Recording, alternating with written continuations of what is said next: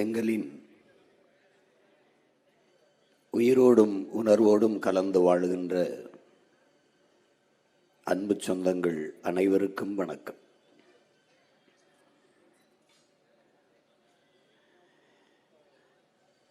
பேரன்புமிக்க என் பெற்றோர்களே, என் உயிருக்கினிய என் உடன் பிறந்தார்களே, இங்கே எத்தனையோ அரசியல் கட்சிகள் தங்களுடைய அரசியல் நிலைப்பாட்டை, கொள்கை கோட்பாட்டை முன்வைத்திருக்கிறார்கள், வைக்கிறார்கள். உங்கள் பிள்ளைகள் நாங்கள் முன்வைக்கிற அரசியல் கருத்துக்களையும் கோட்பாடுகளையும் கொஞ்சம் கவனியுங்கள். கவனிக்கிறீர்கள், உள்வாங்குகிறீர்கள். அதனால்தான் 36 லட்சம் வாக்குகளை தந்து இந்த பிள்ளைகளை 3வது பெரிய கட்சியாக வளர்த்து இந்திய தேர்தல் ஆணையத்தில் தனித்த அங்கீகாரம் பெற்ற கட்சியாக உயர்த்தி இருக்கிறீர்கள். பணத்திற்கு விலை போய்விடுவார்கள் தமிழர்கள், என் நாட்டு மக்கள் என்கிற நிலையை மாற்றி, இல்லை நல்ல அரசியல் வர வேண்டும், நல்ல ஆட்சி மலர வேண்டும் என்கிற எண்ணம் கொண்ட மக்கள் இன்னும் இந்த நிலத்தில் நிறைய இருக்கிறார்கள் என்பதை நிரூபித்திருக்கிறீர்கள். நாங்கள் உங்களிடத்தில் கேட்பது, 3வது பெரிய கட்சியாக 3வது இடத்திற்கு கொண்டு வந்ததும் நீங்கள்தான். 1வது இடத்திற்கு உங்களால் கொண்டு போக முடியும் இந்த பிள்ளைகளை. அதற்கு இந்த தேர்தலை வாய்ப்பாக பயன்படுத்துங்கள். நாங்கள் சொல்கிற கருத்துக்கள் ஏற்புடையதாக இருந்தால் கொள்ளுங்கள், இல்லை என்றால் தள்ளுங்கள். மற்ற அரசியல் தலைவர்கள், களத்திலே நிற்கிற மற்ற கட்சிகள் எடுத்து வைக்கிற கருத்துக்களை கேளுங்கள். உங்கள் பிள்ளைகள் நாங்கள் சொல்லுகிற கருத்துக்களையும் கேளுங்கள். எது சரியாக இருக்கிறது, எது ஏற்புடையது, எந்த கட்சி ஆட்சிக்கு வந்தால் இந்த நாடும் மக்களும் நன்றாக இருக்க முடியும் என்று தோன்றுகிறதோ அதை தேர்வு செய்யுங்கள். ஏனென்றால் எப்போதும் என் சொந்தங்கள் சரியானதைத்தான் தேர்வு செய்வீர்கள், நல்லதைத்தான் தேர்வு செய்வீர்கள். உங்கள் அன்பு மகன் உங்களிடத்தில் வேண்டுவது, எளிதானதை செய்யாதீர்கள், சரியானதை செய்யுங்கள். ஜெயிக்கிற பக்கம் நிற்க வேண்டும் என்கிற எண்ணத்தை விடுங்கள். நீங்கள் நிற்கிற பக்கத்தை ஜெயிக்க வைக்க வேண்டும் என்று போராடுங்கள். அவன்தான் சரியான வீரன்.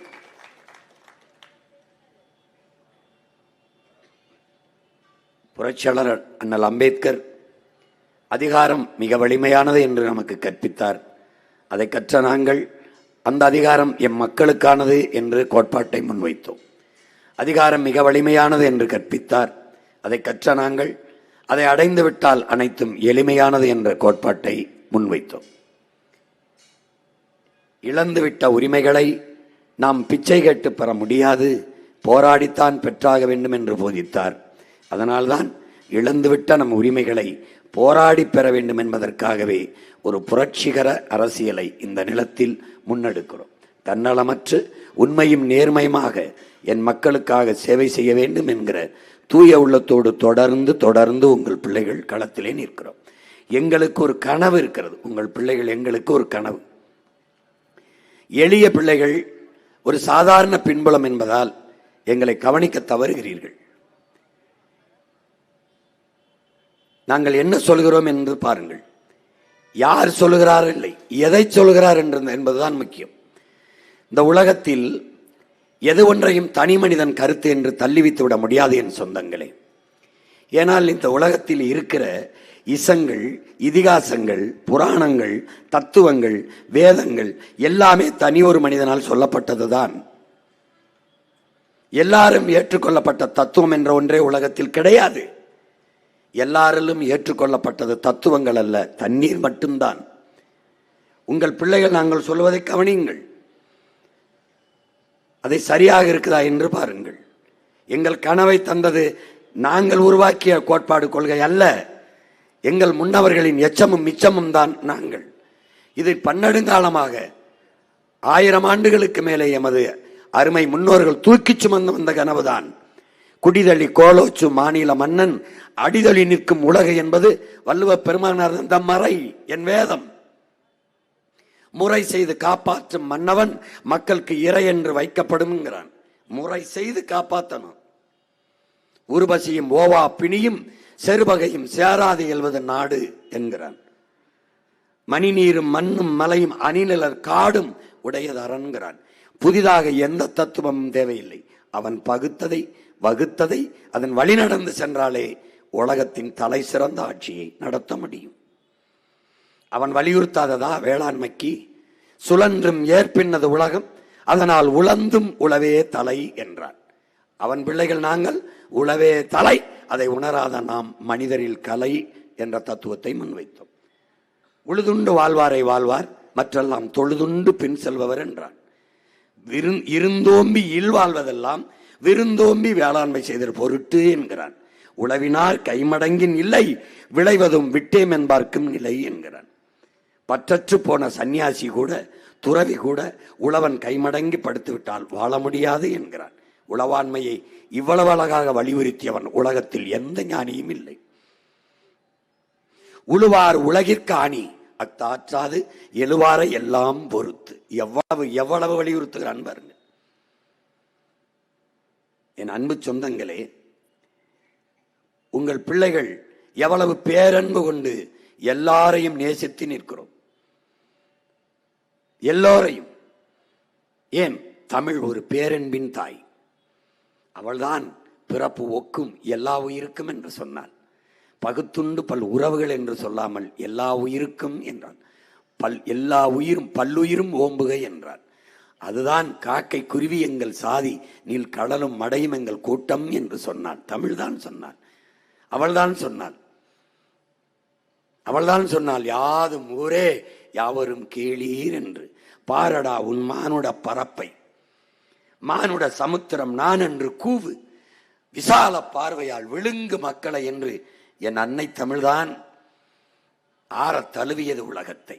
கம்பன், கபிலன், இளங்கோ, வள்ளுவன் எல்லோரும் சேர்ந்து உலகு உலகு என்று உலகம் தழுவி நேசித்து நின்ற பேரினத்தின் மக்கள் நாம் தான் உலக பொதுமைக்கு அரசியலை வைக்கிறோம். புவி வெப்பமாகிறது என்பது தமிழ்நாட்டுக்கு மட்டுமல்ல. உங்கள் பிள்ளைகள் நாங்கள் வைக்கிறது ஒரு சாதிக்கு, ஒரு மதத்திற்கு, ஒரு இனத்திற்கு அல்ல, உலக பொதுமைக்கு. புவி வெப்பமாகுது, எப்படி தடுப்பாய்? எப்படி தடுப்பாய்? உனக்கு வெயிலடித்தால் குடை பிடிக்கிறாய். பூமி தாய்க்கு வெயிலடிக்கிறது, குடை பிடிக்க வேண்டும். ஒரே ஒரு குடை தான் இருக்கிறது, பச்சை குடை, மரக்குடை. மரம் வளர்ப்பதை தவிர வழி இல்லை. அப்ப என்ன வழி? 10 ஆண்டு பசுமை திட்டம், பல கோடி பண திட்டம். உங்கள் பிள்ளைகள் ஆட்சிக்கு வந்த பிறகு நிறைவேற்றுவோங்கிறது. பருவநிலை மாறுகிறது என்கிறார்கள். ஏன் மாறுகிறது? அது மாறுகிறதா? மாற்றிவிட்டோமா? ஏன்? 800 கோடி மக்கள், 100 கோடி மக்களுக்குத்தான் குடிநீர் இருக்கிறது உலகத்தில். அப்ப 2 விழுக்காடு தான் தண்ணி இருக்கிறது. அதை 20 விழுக்காடாக உயர்த்த வேண்டும் என்று சிந்திக்காமல் 2 விழுக்காடு தான் இருக்கா, வித்தா நல்லா சம்பாதிக்கலாம் என்று சிந்தித்த மூளைதான் உலகத்தில் கொடூரமான மூளை. கொடிய சிந்தனை அதுதான். ஒரு உயிர் தேவை, உலக உயிர்களின் உயிர்ப்பாலாக இருக்கிற நீரை சந்தையாக்கியது, விற்பனை பொருளாக மாற்றியது எவ்வளவு பெரிய துரோகம். மனிதன் போத்தலில் வாங்கி குடித்து விடுகிறான், குடுவையில் வாங்கி குடித்து விடுகிறான். மற்ற உயிரினங்கள் என்ன செய்யும்? 400 அடி 500 அடிக்கு ஆழ்வுளாயை போட்டு நீரை உறிஞ்சுகிறமே, இந்த மரம் எத்தனை அடிக்கு கீழே வேரை அனுப்பி நீரை உறிஞ்சும்? யாரு சிந்திப்பது? யாரு செய்வது? பூச்சி, வண்டு, நாய், நரி, கொக்கு, குருவி, காக்கை, மயில் இதெல்லாம் என்ன செய்யும் என்று ஒருவன் கூட சிந்திக்கலையே. யார் சிந்திப்பார்? தமிழன் தான் சிந்திப்பான். ஏன்? ஏன்? அவன் உயிர்மை நேயன். அவன் மானுட பற்றாளன் மட்டுமல்ல, உயிர்மை நேயன். அதனால்தான் பிறப்பு ஒக்கும் எல்லா உயிருக்கும் என்கிறான். எல்லோரும் கல்லு மாவிலை கோலம் போட்டான் என் உடன் பிறந்தார்களே. என் இனம் முன்னவர்கள் தான் அரிசி மாவிலை போட்டார்கள். ஏன்? ஈக்கும் எறும்புக்கும் இரையாக இருக்க வேண்டும் என்று. எல்லோரும் வாசலிலே நாயை கட்டினார்கள், என் முன்னவர்கள் திண்ணையை கட்டினார்கள். ஏன்? வந்தவர்கள் விருந்து சாப்பிட்டு இருந்து போகட்டும் என்று. அவ்வளவு மாண்புமிக்க பேரினத்தின் மக்கள் தமிழர்கள். நாங்கள் தான் உலகத்தில் எவன் செத்தாலும் அழுதோம். ஆனால் நாங்கள் செத்தபோது உலகத்தில் ஒருவன் கூட அழவில்லை. உடலில் எங்கு காயம் பட்டாலும் முதலில் கண் அழும். அதுபோல உலகில் எங்கு காயப்பட்டாலும் தமிழர் மண் அழுதது அழும். ஆனால் நாங்க செத்த போது ஒருவனும் அழவில்லை, ஒருவனும் அழவில்லை. ஆறுதலாக ஒரு வார்த்தை, கவலையாக ஒரு கடிதம் ஒருத்தனிடமும் இல்லை. அன்னைக்கு முடிவெடுத்தோம். நாங்கள் யாராலும் உலகத்தில் எங்களுக்கென்று குரல் எழுப்ப, எங்களுக்கென்று ஆதரவாக கை கொடுக்க யாருமில்லாது தனித்து விடப்பட்ட அடிமை தேசியனத்தின் மக்கள். இப்ப அடிமை எப்படி அடிமை?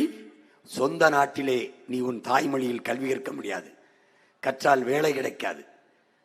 உன் நாட்டிலே உன் தாய்மொழியை படிக்க, உன் தாய்மொழியில் வழிபட, உன் தாய்மொழியில் வழக்காட, உன் தாய்மொழியில் ஆட்சி மொழி, அதிகார மொழி, பண்பாட்டு மொழி எதுவும் இல்லாத நிலையில் நீ இருக்கிறாய் என்றால் உலகத்தில் மிக கீழான அடிமை. அப்ப என்ன செய்யலாம்? ஒருவன் அடிமையாக இருக்கிறான் என்பதை உணர்த்திவிடு, பிறகு அவனே கிளர்ச்சி செய்து போராடுவான் என்று அறிவாசான நல்ல அம்பேத்கர் நமக்கு அறிவுறுத்துகிறார். அதைத்தான் 15 ஆண்டுகளாக உங்கள் பிள்ளைகள் செய்கிறோம். நீங்கள் அடிமைகள், நான் அடிமை, நாம் அடிமைகள். விடுதலைக்கு, உரிமைக்கு கிளர்ச்சி செய்வோம் வாருங்கள். கற்பி, புரட்சி செய், ஒன்று செயர் என்கிறார். அதைத்தான் உங்கள் பிள்ளைகள் தொடர்ந்து செய்து வருகிறோம். ஒரு மாபெரும் அரசியல் புரட்சிக்கு ஒரு மகத்தான கனவை சுமந்து கொண்டு நீண்ட காலமாக என் இனம் தூக்கி சுமந்து வந்த வழியை இதயமெங்கும் சுமந்து கொண்டு கத்தி கத்தி ஓடி வருகிறோம். என் அருமை சொந்தங்களே, எங்கள் குரலுக்கு கொஞ்சம் செவிசாயுங்கள். உங்கள் பிள்ளைகள் எடுத்து வைக்கிற அரசியலை சற்று கவனியுங்கள். எங்கள் ஆட்சி எப்படி இருக்கும் என்று புத்தகமாக வெளியிட்டிருக்கிறோம், படியுங்கள். இல்லை, காட்சியாக போட்டு போட்டு காட்டுகிறோம், கொஞ்சம் கவனியுங்கள். கைபேசியில் கையிலே உள்ளங்கையிலே ஊடகத்தை வைத்திருக்கிறேன். உடன் பிறந்தார்களே, என் பெற்றோர்களே, உங்கள் மகன், உங்கள் பிள்ளைகள் எடுத்து வைக்கிற பேச்சு, கருத்து எப்படி இருக்கிறது? 1 2 நிமிடம் 3 நிமிடம் செலவழித்து பாருங்கள். மற்றவர்களை பேசுவதை பாருங்கள். மிக்சி தருகிறேன், கிரைண்டர் தருகிறேன், டிவி தருகிறேன், ஃப்ரிட்ஜ் தருகிறேன், 1000 தருகிறேன், 2000 தருகிறேன், 10,000 தருவான். இதில் எதையும் நான் தரமாட்டேன். பிறகு எது தருவாய்? அறிவை வளர்க்கும் கல்வியை, ஆக சிறப்பான கல்வியை தருவேன். பிறகு தருவேன் உயிரை காக்கும் மருத்துவத்தை, ஆகச் சிறந்த மருத்துவத்தை. உலகத்தரம் இல்லை, தமிழ்நாட்டின் தரம்தான் உலகத்தரம் என்று உயர்த்தி கொண்டு வருவேன். பிறகு அதை கொடுப்பேன். உலக உயிர்களின் உயிர் பாலாக இருக்கிற தண்ணீரை எல்லா உயிர்களுக்கும் கிடைக்கச் செய்வேன். உங்கள் மகன், உங்களுக்கும் தூய குடிநீரை தருவேன். இது 3ஐ மட்டும்தான் கட்டணம் இல்லாமல் தருவேன். ஏன்? ஒரு அரசின் கடமை இது. 3 அடிப்படை கடமை. இந்த 3ஐயும் உங்களுக்கு நான் நிறைவேற்றுவேன். கல்வியை கொடுப்பேன், அதற்கேற்ற வேலையை கொடுப்பேன், அதற்குரிய சம்பளத்தை கொடுப்பேன், அதை வைத்து வாழ்கிற பெருமைமிக்க வாழ்வை கொடுப்பேன். என் மக்களை, என் பெற்றோர்களை, என் உடன் பிறந்தவர்களை, தன்மானமிக்க தமிழ் பெருங்குடியை தன் கால்களை நம்பி, தன் கைகளை நம்பி தற்சார்பு வாழ்க்கை வாழ்கிற, தன்மானத்தோடு தலை நிமிர்ந்து வாழ்கிற ஒரு மானமிக்க வாழ்க்கையை என் மக்களுக்கு கொடுப்பேன். இந்த 1/2 கிலோ அரிசி, 1/2 கிலோ வெங்கலம், 1/2 கிலோ வெல்லம், 1 கிலோ அரிசி, 1 முளை கரும்பு, இந்த பாடா போன அந்த காடா துணி வேட்டி சேலை, இதுக்கு கையேந்தி நிற்கிற நிலைமைக்கு நான் தரமாட்டேன்.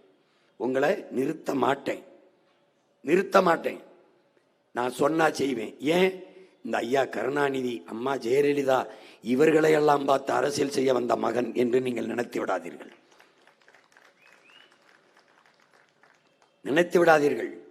என் இனத்திற்கு வேண்டியது விடுதலை, விலை தலையே ஆனாலும் தருவதற்கு நான் தயார் என்று களத்திலே நின்ற மாவீரன் பிரபாகரனின் மகன்.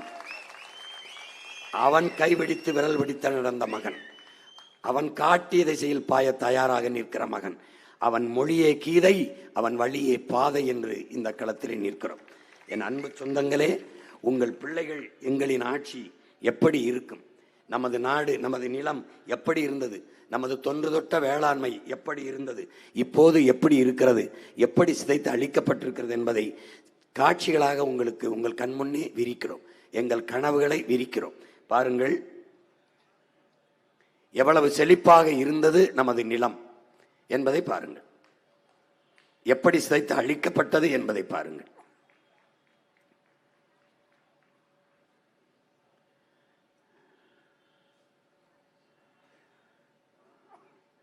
உளவாண்மை என்பது, வேளாண்மை என்பது தொழில் அல்ல, நம்முடைய கலாச்சாரம். அதனாலதான் வெள்ளைக்காரன் நம்முடைய கலாச்சாரத்தை எடுத்துக்கொண்டு போய் அவன் அந்த சொல்லை உருவாக்கும் போது விவசாயத்தை கலாச்சாரம் என்று சொல்லி அக்ரிகல்ச்சர் என்றதை வைத்தான். நஞ்சை கொண்டு வந்த பச்சை புரட்சி. நம்முடைய அப்பா பெரிய தகப்பன் நம்மாழ்வார் பசுமை புரட்சி என்பது விஞ்ஞானம் என்று நினைத்தோம், பிறகுதான் தெரிந்தது அது வியாபாரம் என்று சொன்னது. அதனால்தான் நஞ்சை கொண்டு வந்த பசுமை புரட்சி. பாருங்க,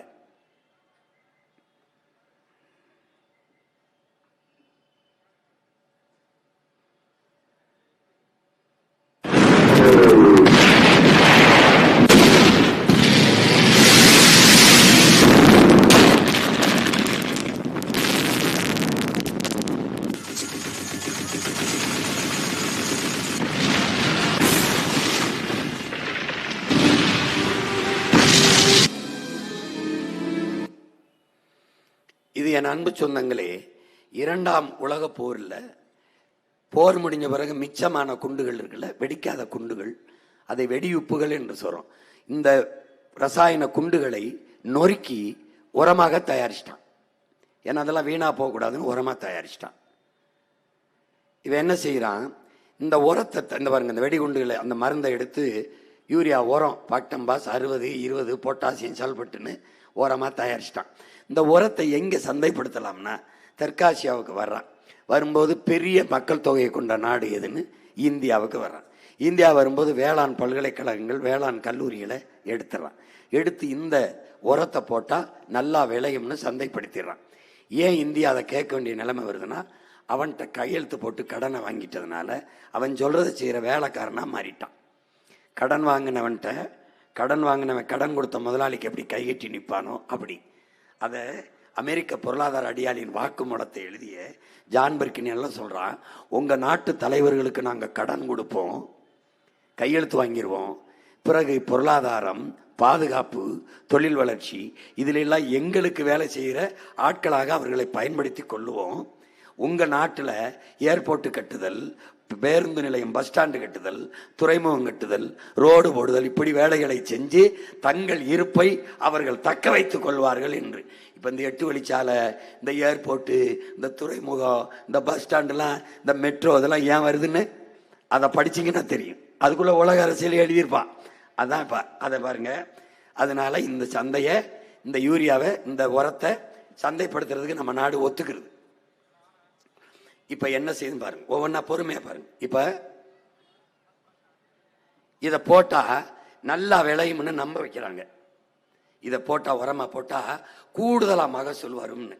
இந்த பச்சை புரட்சி பசியை தந்து, பசுமை புரட்சின்னு வந்தது பசியான வறட்சியை தந்ததை தவிர ஒன்றும் சாதிக்கல. பாருங்க,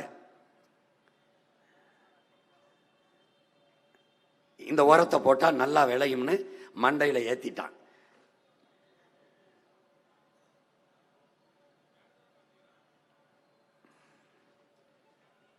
நம்ம பாரம்பரிய உழவாண்மை என்பது எப்படி இருந்ததுன்னா,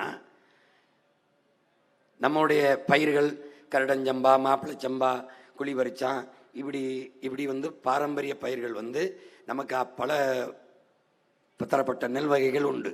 அதெல்லாம் ரொம்ப உயரத்துக்கு வளரும், ரொம்ப உயரத்திற்கு வளரும். பாருங்க,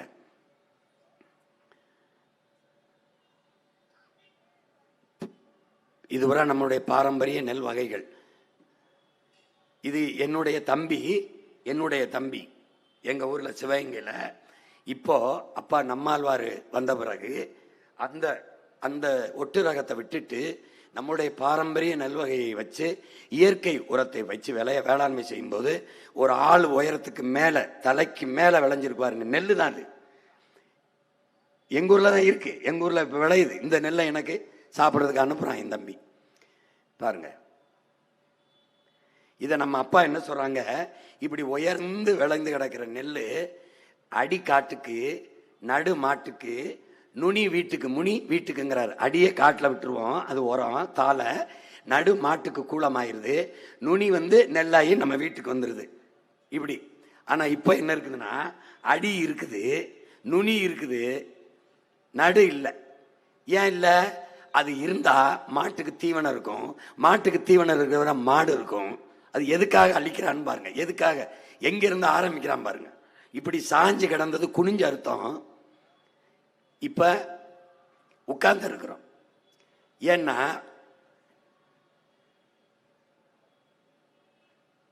நம்ம பாரம்பரிய நெல் விதையில வந்து சரியா வந்து இந்த உரத்துக்கு விளையல. இந்த உரத்துக்கு போடும்போது மகசூல் சொன்ன மாதிரி வரல, உள்ளதும் விளையாம போச்சு. இப்ப நம்ம போய் புகார் அளிக்கிறோம், யோ என்னைய அவன் உரத்தை போட்டவனே நல்லா வரும்னா ஒன்றும் வரலையேன்னா. அவன் என்ன சொல்லிட்டான், என் உரம் சரியாத்தான் இருக்கு, உன் விதை தப்புன்ட்டான். புரியுதா? விதை தப்புன்ட்டான். அப்ப என்ன பண்ணலாம், நான் ஒரு விதை தாரேன் அதை போடுன்ட்டான். அப்படி நம்ம பாரம்பரிய விதையை கொன்னுட்டு அவன் கண்டுபிடிச்சான் பாருங்க. முதைய விதையை கண்டுபிடிச்சிட்டு தான் உரத்தை கொடுத்தான். உரத்தை போட்டது விலையில் என்னொன்னே நம்மளை அந்த விதையை தள்ளிட்டான், அந்த விதையை திணிச்சிட்டான். அது என்ன விதை, 5008 5020 இந்த நெல்லை கொடுத்துட்டான். நெட்ட பயிரை ஒழிச்சு குட்டை பயிரை கொடுத்துட்டான். இது ஒட்டு ரகம், நல்லா கவனிங்க, ஒட்டு ரகத்தை கொடுத்துட்டான். இப்ப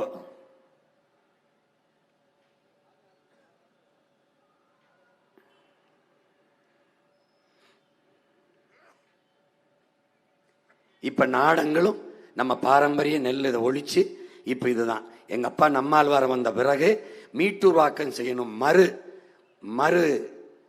மீட்டூர்வாக்கம் செய்யணும், மறுபடியும் இதை உயிர்ப்பிக்கணுங்கிறதுக்காக நம்ம அதை வந்து செய்யறோம். பாரம்பரிய வேளாண்மைக்கு வர்றோம்.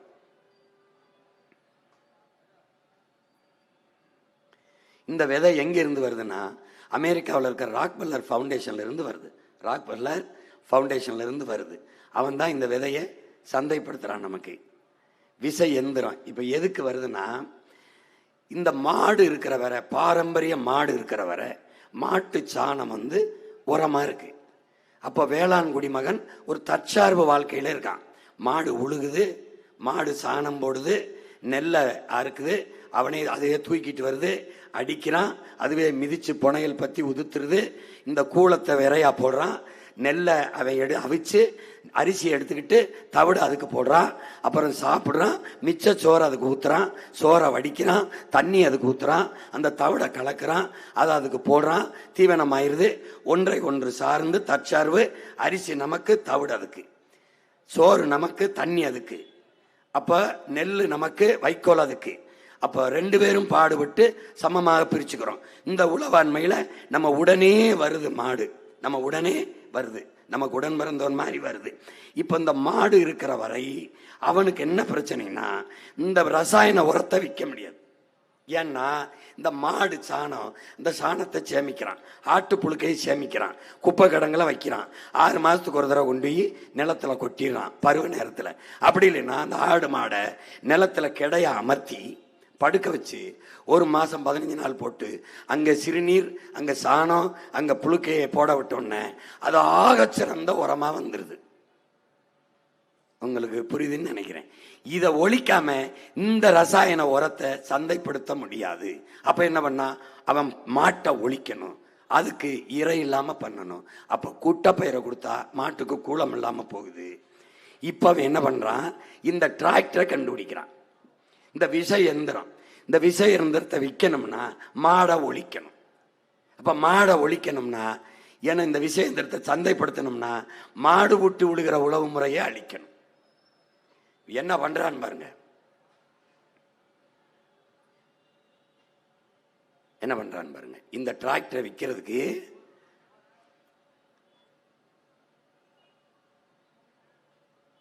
ஒரு ஆள் நடந்து போற இடத்துல பாருங்க, 60 கிலோ 70 கிலோ 80 கிலோ எடை இருக்கிற ஒரு மனுஷன் தொடர்ந்து ஒரு வயல்ல நடந்தா அந்த பாதை உருவாயிரும். அந்த இடத்துல புல்லு பூண்டு கூட முளைக்காது. நீங்க வேணா நீங்க எல்லாரும் பார்த்ததுதான், ஒரு ஒத்தையடியா ஒரு பாதை விழுந்துடும்.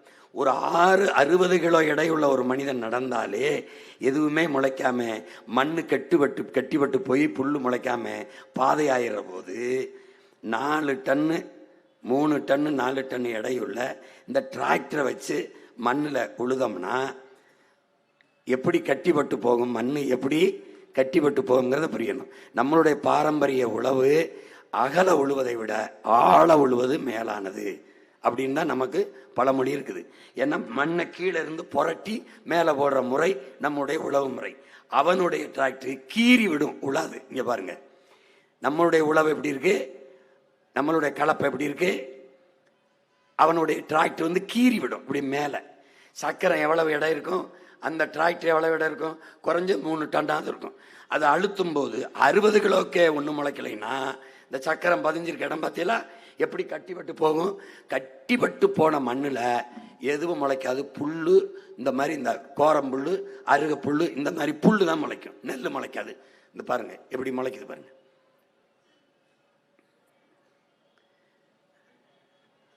இதனாலதான் நம்ம அப்பா பாரம்பரிய உளவாண்மைக்கு வர சொல்றாரு. இப்ப இதுல என்னன்னா, நம்முடைய தாத்தன் காந்தியோட, அண்ணல் காந்தியடியுடைய நேரடி செயலாளர், தனி செயலாளர் ஜே.சி. குமாரப்பான்னு தஞ்சாவூருக்காரு நம்ம தாத்தா. இவர் தற்சார்பு பொருளாதாரத்தை ஒரு புத்தகம் எழுதியிருக்காரு.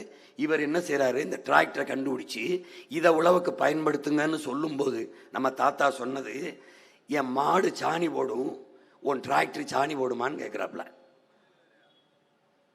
உன் டிராக்டர் போடுமா? என் மாடு போடும் சாணி.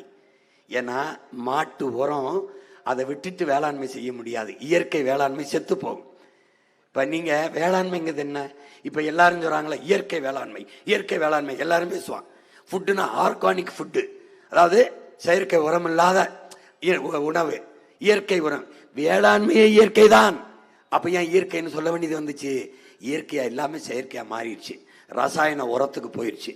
இப்ப மறுபடியும் திரும்பி மறு சுழற்சியில எல்லாரும் விழிப்புணர்வு கொண்டு இயற்கை வேளாண் முறைக்கு வரான். அப்போ என்ன வரும்? பாரம்பரிய உளவாண்மைக்கு வரோம். அப்ப சாணம் இல்லாம இயற்கை உரம் எங்க இருந்து வரும்? ஆடு மாட்டு கழிவு இல்லாம இயற்கை உரம் இல்லை. இப்ப இதுல பாருங்க, எல்லாருமே இயற்கை உரத்தை விரும்புறோம். உலகம் இயற்கை உணவுக்கு திரும்புது, ஆர்கானிக் ஃபுட்டுன்னு திரும்புது. ஆனா உற்பத்தி அதுக்கு ஈடு கொடுக்க முடியல. 1 கிலோ கருப்பட்டி அமெரிக்கால 1000 ரூபா. 1 கிலோ கருப்பட்டி. பழைய சோறுக்கு திரும்புறான். கன்னடால நட்சத்திர விடுதியில 5 ஸ்டார் ஹோட்டல்ல பழைய சோறு மண்சட்டியில வெங்காயம் பச்சை மிளகாய் துவையில வச்சு ஹெல்த்தி ஃபுட்டுன்னு வைக்கிறான். நம்ம அதுதான் சாப்பிட்டுக்கிட்டு இருந்தோம்.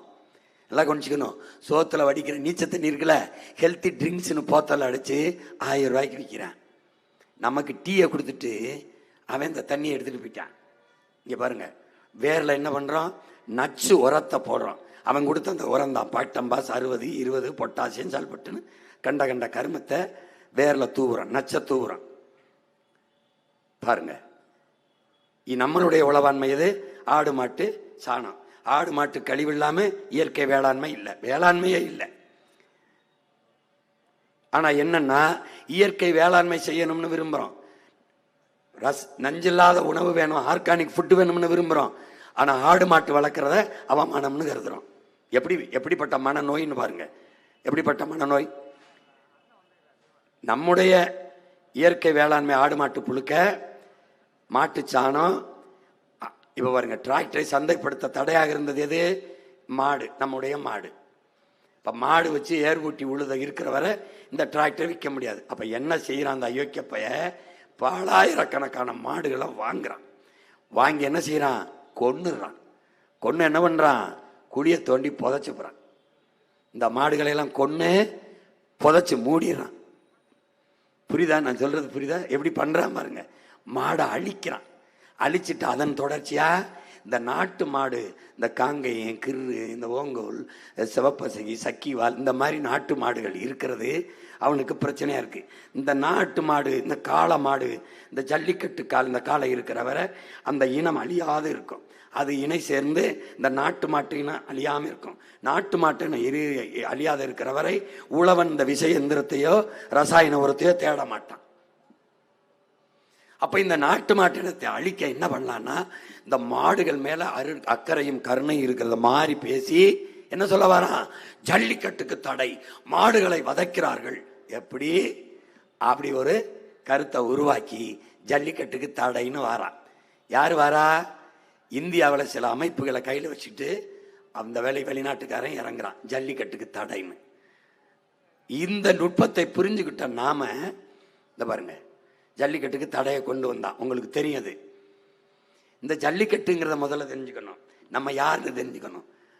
ஆதியில நம்ம மலைகளில் வாழும்போது வேட்டையாடி சாப்பிட்டோம். அப்புறம் கொஞ்சம் நகர்ந்து கீழே வந்தோம், காடுகளா இருந்தது. அந்த இடத்துல நம்ம வேட்டையாடி சாப்பிட்டதை வளர்த்து சாப்பிடலாம்னு முடிவு பண்ணோம். அப்ப ஆடு மாடுகளை வளர்க்க தொடங்கினோம். அங்க உங்களுக்கு தெரியுது, அங்கதான் நம்ம மேய்ப்பர் ஆகிறோம், ஆயர் ஆகிறோம். அந்த குடிகளின் பேர் தான் கோன். அந்த கூட்டத்தின் தலைவன் கையில ஒரு கோலை கொடுத்தான். அதனால கோன் என்றால் அரசன்னு பொருள். உங்களுக்கு புரியுதுன்னு நினைக்கிறேன். மேய்ப்பன், ஆயர்னு பேர். அங்க ஆடு மாடுகளை வளர்த்து சாப்பிடலாம் என்று வளர்க்க தொடங்கினான்.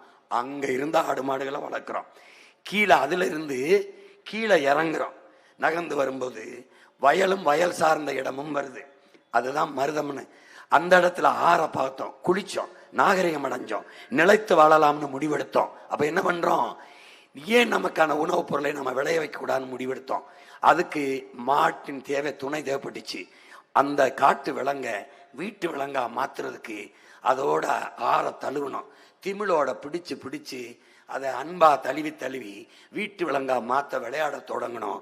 அப்ப போய் அந்த ஏறுல திமிழ தழுவணும்ல, அதுக்கு பேர் ஏறு தழுவுதல். எப்போ? பலாயிரம் ஆண்டுகளுக்கு முன்பிருந்து இந்த ஏறு தழுவுதல் நம்மோடு இருக்கு. காட்டு விலங்கை வீட்டு விலங்கா மாத்திர காலத்துல இருந்து இருக்கு. இப்பவும் இந்த விளையாட்டுக்கு பேர் ஏறு தழுவுதல் தான். ஜல்லிக்கட்டுன்னு ஏன் வருது? பிற்காலத்துல நாயக்க மன்னர்கள் நம்மளை ஆள வரும்போது இந்த மாட்டு கொம்புல சல்லி காசுகளை கட்டி விட்டு அந்த அடக்கிற முறை இருக்கு.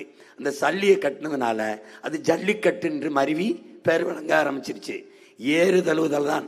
கொல்லேற்ற கோளஞ்சு வானை மறுமையும் புல்லாலை ஆய மகள் என்று 5000 ஆண்டுகளுக்கு முன்னாடி சங்க இலக்கியத்திலே பாட்டிருக்கு. மாட்டை அடக்குவதற்கு அஞ்சுகிற ஆண்மகனை அடுத்த பிறப்பிலும் ஆயர் மகள் திருமணம் செய்ய எண்ண மாட்டாள். அதான் அதுக்கு பொருள். ஒரு வீர மகனைத்தான் திருமணம் செய்வார்னு சொல்லுது அந்த குரல், அந்த செய்யுள். இப்ப இது என்ன பண்றோம்? ஜல்லிக்கட்டுக்கு தடை விதிச்ச போது போராடி நானே முன்னின்று ஜல்லிக்கட்டை நடத்தினேன். தடையை உடைக்க இந்த பாருங்க நடத்தினேன் பாருங்க. இது நானே நடத்தினது. ஜல்லிக்கட்டை மதுரையில் போயும் இங்கே கடலூர்லையும் நானே நடத்தினேன். அந்த எழுச்சிக்கு பிறகு பெரும் போராட்டம், புரட்சி வந்து பாருங்க ஜல்லிக்கட்டு நான் அவுத்து விட்ட காலை. இந்த காலை இருக்கிற வரை நம்முடைய நாட்டு மாட்டு இனம் இருக்கும். நாட்டு மாட்டு பால் A2. இங்க பாருங்க, இந்த சாணம் நம்முடைய நாட்டு மாட்டு சாணம் சாயந்தரம் ராத்திரி போட்டுச்சுன்னா நம்ம நாட்டு மாடு காலையில் போய் சாணியை எழுதினீங்கன்னா பூச்சி 2 வண்டு புழு இருக்கும். புழு இருக்கும். ஆனா இந்த சீமை மாடு இருக்குல்ல, இந்த சீமை மாடு, இந்த மாடு, இந்த மாடு, இந்த கலப்பின மாடை நமக்கு சந்தைப்படுத்துறான். இந்த மாட்டை நீங்க என்ன பண்ணீங்கன்னா அந்த மாட்டு சாணியை போய் பார்த்தீங்கன்னா பூச்சி புழு வராது. காஞ்சு காத்தோட காலா பறந்துடும். அதனால அது உரமாகாது. நம்ம மாட்டு சாணம் தான் உரமாகும். நான் சொல்றது விளங்குதா? இப்போ நம்ம நாட்டு மாட்டு கண்ணுக்குட்டி இருக்குல்ல, அவுத்து விட்டீங்கன்னா நிக்காது. இங்க பாருங்க, இந்த மாட்டு கண்ணுக்குட்டி அவுத்து விட்டீங்கன்னா நகராது. அங்க பாருங்க, நான் சொல்றது நான் சிரிக்கிறதுக்கு இல்லை, சிந்திக்கிறதுக்கு. புரியுதுன்னு நினைக்கிறேன். இப்போ நம்மளுடைய எருமை மாட்டு பாலும் இந்த பசு மாட்டு பாலும் நம்ம நாட்டு மாட்டு பாலும் A2. தாயின் மாரில் இருக்குல்ல பால், அதுவும் A2 வகை. எருமை பாலும் A2 வகை. பசும்பால் நம்ம நாட்டு மாட்டு பாலும் A2 வகை. அதனாலதான் தாய்ப்பாலுக்கு இணையா இந்த மாட்டு பாலை குடிச்சு நம்ம வாழ்ந்துட முடியுது. ஆனால் அந்த சீமை பசு இருக்கு பாருங்க, கிளப்பின மாடு A1. தரம் குன்றியதற்கு தரம் 1ன்னு வச்சுட்டு தரம் கூடியதற்கு தரம் 2ன்னு வச்சான். எப்படி பொது புத்தியில ஏத்துனா பாருங்க. உங்களுக்கு புரியுதா? அதை A1ன்னு A2ன்னு வச்சான். ஆனா இன்னைக்கு இந்த பெரிய கிளர்ச்சி வந்த பிறகு அமெரிக்காவில், பிரிட்டன்ல எல்லாம் A2 மில்க் கிடைக்கும்னு போத்தல் அடைக்கிறான். அப்படின்னா என்ன? பாரம்பரிய நாட்டு மாடு எருமை மாட்டு பால் கிடைக்கும்னு. உங்களால் நம்ப முடிகிறதா? பிரேசிலுங்கிற ஒரு நாடு மாட்டுப்பாலை அதிகம் ஏற்றுமதி செய்து மாட்டுக்கறியை ஏற்றுமதி செய்து. ஆனால் கலப்பின மாடு அல்ல, நம்ம மாடு. எப்படி போச்சு? 100 கோடிக்கு இவ்வளவு 1 மில்லி விந்தணுக்களை 100 கோடிக்கு அப்படி நம்ம மாட்டு விந்தணுக்களை வாங்கிட்டு போய் அவன் நாடு முழுக்க நம்ம நாட்டு மாடை உருவாக்கிட்டான். இப்ப எனக்கு என்ன வேலை, எனக்கு என்ன வழி? எனக்கு மாடு இல்லை. நீங்க ஆட்சியை கொடுத்தா நான் பிரேசில்ல இருந்து, குஜராத்ல இருந்து, ராஜஸ்தான்ல இருந்து நம்ம நாட்டு மாடுகளை திருப்பி இறக்கி பல்கி பெருக்கணும். எப்படிப்பட்ட வேலை இருக்கு? நான் அவனுக்கு விந்தணு கொடுத்துட்டு ஐயா ஒரு கப்பல்ல ஒரு 1000 மாடை குடியான்னு இறக்கி நான் அதுல இருந்து பெருக்கி என் மக்களுக்கு மறுபடி நாட்டு மாட்டு இனத்தை தூய பாலை கொடுக்கணும். இங்க பாரு, எருமை நீ கருப்பா இருக்குன்னு நினைக்காத. நீ கருப்பா இருக்குன்னு தானே நீ விட்டுட்ட. உலகத்திலே சுவையான கறியும் சுவையான பாலும் சத்துள்ள பாலும் எருமை பால் தான். நீ நினைக்கிற நீ எருமைன்னது கருப்பா இருக்குன்னு கேவலமா போச்சு. நம்ம நிறமே கருப்பு தான்டா. நம்ம இனத்தின் நிறமே கருப்பு தான். உழைக்கும் மக்களின் நிறமே கருப்பு தான். நம்ம இறைவன்ல எவன்டா வெள்ளை? ஏய், நம்ம சாமியில ஒருத்தன் வெள்ளை சொல்றான். வெள்ளைங்கிறது சொல்லைடா, கருப்பெல்லாம் கொழுப்புடா. நம்ம இறைவன்ல எவன்? கண்ணனா, சிவனா, முருகனா? யார் வெள்ள? கருப்பண்டா. கருப்பு தாண்டா அழகு, காரம் தாண்டா ருசி. கருப்பா இருக்கிற கரும்பில் இருந்துதான் அவ்வளவு இனிப்பா இருக்கிற சக்கரை வருது. கருப்புனா இழிவல்ல. வெள்ளை என்பது நிறம், அழகல்ல. ஆங்கிலம் என்பது மொழி, அறிவல்ல. விளங்குதா? புரிஞ்சுக்கிட்டு வேலை செய்யும். எருமையை வளர்க்கிறேன். நீங்க அறிவீங்க இல்லையா? வெளிநாட்டில் விரும்பி கேட்கிறேன், ஏற்றுமதி செய்கிறேன். எருமை பாலை கொடுக்குறேன். சரவணபவன் ஒரு உணவு விடுதி இருந்ததில்ல, சைவ உணவு விடுதி. அவர் எருமைப்பாலில் தான் தேநீர் கொடுப்பாரு, குழம்பி கொடுப்பாரு. ஏன்? அவ்வளவு சுவையா இருக்கும். நீ கருப்பா இருக்குன்னு நிராகரிச்சிட்டாயிடா. நீ தான் வெள்ளையா இருக்க தானே பொண்ணே கட்டுவ. வெள்ளையா இருந்தா நடிச்சா தானே படத்துக்கே போவ. உனக்கு ஒரு நோய், எது இருந்தாலும் வெள்ளையா இருந்துடணும். சக்கரை வெள்ளையா இருந்துடணும், கோழி வெள்ளையா இருந்துடணும், பன்னி வெள்ளையா இருந்துடணும். உன் நிற கவர்ச்சியில உன்னை வீழ்த்திட்டான்டா. நீ கூழு குடிச்சுக்கிட்டு இருந்த, அது கருப்பா இருந்துச்சு. என்ன இதை போய் சாப்பிட்டுக்கிட்டு இருக்க? என் நீனும் கருப்பு, கூழும் கருப்பு. அப்ப எதை சாப்பிடலாம்? ஒரு பொன்னிறத்துல உன்னை விரிச்சு வச்சான். பூரி சப்பாத்தின்னா இந்த கேப்பை ஓ நிலத்துல விளையும், பூரி ஓ நிலத்துல வராது. இந்த கோதுமை அவன்கிட்ட பல்ல விளைக்கிட்டு பசியோட காத்திருந்துட்டேன். உன் பொருளாதாரம் இங்கே போயிடுச்சு. நீ கரும்புல இருந்து பனையில இருந்து வெள்ளை எடுத்து நல்லா சாப்பிட்டுட்டு இருந்த. கருப்பட்டி கருப்பா இருந்துச்சு. இது என்ன கருப்பா இருக்குண்ணே? அப்ப வெள்ளை வரணும்னா அவன் கண்ட கெமிக்கலை போட்டு சர்க்கரை சீனின்னு கொண்டாந்து கொடுத்தான். தின்ன இனிக்கிற அந்த சர்க்கரை இப்போ உடம்புல வந்துருச்சு. நான் படிக்கும்போது ஒரு மதிப்பெண்ணுக்கு கேள்வி கேட்டான், பணக்காரன் நோய் எதுன்னு. அங்கங்கே வரும் பணக்காரனுக்கு ஒரு நோய்னா. இன்னைக்கு 30 வயசுல ஆலையில தயாரிக்க வேண்டிய சர்க்கரை உடம்புல எல்லா பயலுக்கும் இருக்கு. ஏன்? அந்த சர்க்கரை சீனியை போட்டா வந்துட்டு. நீ பனங்கருப்பட்டி வெள்ளத்தை தின்னுருக்கலாம். ஏன்னா அது அழுக்கா இருக்கு, அதுல மோகிச்சுட்டா. வெள்ளையா வைக்கணும்னு கோழி கண்ட கோலத்தில் இருந்துச்சு, நேரத்தில் இருந்துச்சு. உன் நாட்டுக்கோழி வெள்ளையா ஒரே வெள்ளை கோழியா போட்டான். பன்னி நம்ம பண்ணி நல்லா தான் இருந்துச்சு. பண்ணின்ன வெள்ளையா பண்ணி விட்டான். பண்ணின்னு போயிட்ட. ஒரு நிறத்தை வச்சு உன்னை காலி பண்ண.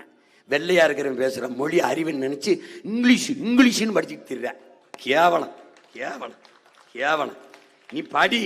தமிழ் படித்தால் மட்டும்தான் தமிழ்நாட்டின் வேலைங்கிற நிலையை நான் உருவாக்கல. பார்த்துக்கிட்டே இருக்கு. நான் கேட்பேன், இங்கிலீஷ் ஏன் ராசா படிச்ச? இங்கிலீஷை மொழி பாடமா கற்றுக் கொடுப்பேன் வச்சுக்க. ஹிந்தி வேணுமா கற்றுக் கொடுப்பேன், பிரெஞ்சு வேணுமா கற்றுக் கொடுப்பேன், ஸ்பானிஷ் வேணுமா கற்றுக் கொடுப்பேன், டச்சு வேணுமா கற்றுக் கொடுப்பேன், தெலுங்கு படிச்சுக்கோ, மலையாளம் எது வேணாலும் படிச்சுக்கோ. ஆனால் என் மொழி படிச்சுக்கோ, என் இனம் வாழணும் பிடிச்சிக்கோ. புரியுதா? இங்கிலீஷ் படிச்சுட்டு எங்கே போற ஐயா? வெளிநாட்டு வேலைக்கு இந்தாயா பாஸ்போர்ட் விசா போயா. இந்தி இதுக்கே படிச்சா வட மாநிலத்து போயா. தமிழ் ஐயா படிச்சா தமிழ்நாட்டில் வேலை வாயா. இங்க இரியா பாரு. இப்படி நம்ம போராடி தடுத்து அந்த ஜல்லிக்கட்டை நம்ம நடத்த கொண்டு வந்த இன்னும் முழுமையான உரிமை பெறல. உங்க மகன் கையில வந்தவன என்ன நடத்தும்? அரசு நடத்தும் ஜல்லிக்கட்டு. நானே அசைச்சு மாட்டை திறப்பேன். பாரு நம்ம பாரம்பரிய மாடுகளை பாரு. இது நம்ம பாரம்பரிய நெல் வகை. இப்ப என்ன பண்றோம்? பாரம்பரிய மாடை வளர்க்க தொடங்குறோம். என்ன கருமம்னா, நம்ம மாடு 2 லிட்டர் கறக்கும், அது 6 லிட்டர் கறக்கும். நம்ம மாடு பால் கறக்கும், அது பால் மாதிரி ஒன்றை கறக்கும். உனக்கு புரியுதா? இப்ப நான் என்ன சொல்றேன், அட கருமம் முடிச்சோடனே ஒரு மாட்டில் 6 லிட்டர் கறக்கிறதுக்கு நம்ம இதுல 3 மாட்டை வளர்த்தா 6 லிட்டர் கறந்து போடா. புரியுதா அண்ணன் சொல்றது? உனக்கு புரிஞ்சிருந்தா போன தடவையே நீ முதலமைச்சர் ஆக்கியிருப்பிய. இங்க வரு பஞ்சகவியம்னு இந்த ஆடு மாட்டு சாணம் புழுக்க, ஆடு மாட்டு மூத்திரம் சிறுநீர், இதுல இருந்து தான் ஆகச்சிறந்த உரத்தை தயாரிக்க முடியும்னு நம்ம அப்பா சொல்றாங்க. அதுக்கு பஞ்சகவியம்னு பேரு. இந்த பாரு தயாரிப்பாங்க பாரு, உனக்கு காற்றேன் பாரு. இதை நம்ம மக்கள், நம்ம சொந்தங்கள் என்ன பண்றாங்க? ஆடு மாடுகளை மேய்ச்சி கெடை அமர்த்துறதுன்னு பேரு, கெடை போடுறதுன்னு பேரு. அப்ப விளை நிலங்களை அறுத்துட்டு காலியா இருக்க இடங்கள்ல ஆடு மாடுகளை படுக்க வைப்போம். இப்படி மேயிற மாடுகளுக்கு ஆடுகளுக்கு இவன் அழிக்க என்ன பண்றான்? மேய்க்கால் புறம்போக்குன்னு மேய்ச்சல் நிலங்கள்னு இருக்கு. அந்த மேய்ச்சல் நிலங்களை எல்லாம் ஆக்கிரமிக்கிறான். மேய்ச்சல் நிலங்களை ஆக்கிரமிச்சு மேயறதுக்கு இடமெல்லாம் ஆக்கும்போது நம்ம ஆயர் குடிகள், நம்ம சொந்தங்கள் ஆடு மாடு வளர்க்கறதுக்கு எங்கே போறதுன்னு தெரியாம அல்லாடுறான். அப்ப மேய்ச்சல் நிலத்துக்காக உங்க மகன் சண்டை போட்டேன், மாடுகளுக்கு மாநாடு போட்டேன், மாட்டோட பேசினேன். ஏன் பேசினேன்? ஒரு வருஷம் தான் எங்க தாய்மாரில் எங்க ஆத்தாமாரில் பால் குடிச்சேன், இது வரைக்கும் அவமாரில் தான் பால் குடிக்கிறேன். அதுக்கு நன்றி கடனா அந்த தாய்க்கு பேசுற ஆற்றல் அவளுக்கு இல்லை, எனக்கு இருக்கு. அதனால நான் அவளுக்காக பேசினேன். அவளை மேய இடம் கொடுறான்னு கேட்டேன். மலை அடிவாரத்தில் மேய்க்க கூடாதுன்னா ஏன்னு கேட்டேன். அங்க வாழ்ற வனவிலங்குகள்லாம் பாதுகாப்பு இல்லாம போயிடும், பயப்படும்னா. அப்படியா? இந்த ஆடு மாடு எங்க இருந்துச்சு? அங்கேதானே இருந்துச்சு. அவன் வீடு தானே, அவன் வீட்டுக்குள்ள போக விடாம தடுக்க நீ யாருன்னு கேட்டேன். இவன் விட்டுட்டான் என்ற கேட்டான். ஒரே ஒரு கேள்வி கேட்டேன், நீ இந்த கல்குவாரின்னு எல்லா பயிலுக்கும் டெண்டர் கொடுத்துருக்கீங்களா, ஒப்பந்தம் கொடுத்துருக்கீங்களா? அவன் 100 கிலோ 200 கிலோ 300 கிலோ வெடி மருந்து வச்சு டம்மு டும்முன்னு மலையை தகர்க்கிறான்ல, அப்போவெல்லாம் உள்ள இருக்க சிங்கம், புலி, கரடி, யானை இதெல்லாம் பாதுகாப்பா இருக்கு. என் மாடு ஏறி இந்த ஓரக்கரையில் ஆடு மாடு மேய்றதுல பாதுகாப்பு இல்லாம போயிருமோன்னா போயிட்டான், திறந்து விட்டான். அதனால என்ன பண்ணேன், நானே மாட்டை பத்திக்கிட்டு மலை மேலே ஏறி மேய்ச்சேன். நீ என்னை வேணா கைது பண்ணி உள்ள ஓடுன்னு. இந்த மாதிரி ஆடுகளை கடை அமர்த்துறோம். 15 நாள் 10 நாள் கடை அமர்த்தி அந்த இயற்கை உரம் அங்கேயே சிறுநீர் போயிடும். அங்கே இந்த மாதிரி மாடு மேய்கிறத ஓரத்தில் இந்த மலையடி வாரத்தில் இருக்கிற புல்லுகளை மேயும். அதுக்கு அரசு தடை போட்டுருச்சு. ஏன்? ஒழிச்சிடணும், இந்த மாட்டை ஒழிச்சிடணும். அதுதான் அவனுக்கு.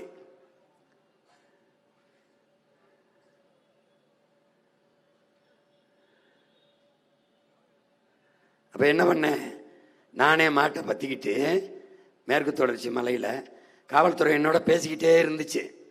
என் தம்பி எல்லாத்த காட்டினேன். அப்படியே அந்த கம்பி, இந்த தடை கம்பியை தூக்கிட்டாங்க. மாட்டை ஓட்டிட்டு போனேன். பாஞ்சிருச்சு மாடு. காட்சியை பாருங்க, எப்படி போறோம் பாருங்க. பின்னாடி நிக்கிற மாடு எப்படி பாயுது பாருங்க. மலை மேல ஏற்றி கொண்டு போய் மேய்ச்சேன். அதுக்கப்புறம் அந்த தடையை தகர்த்தேன்.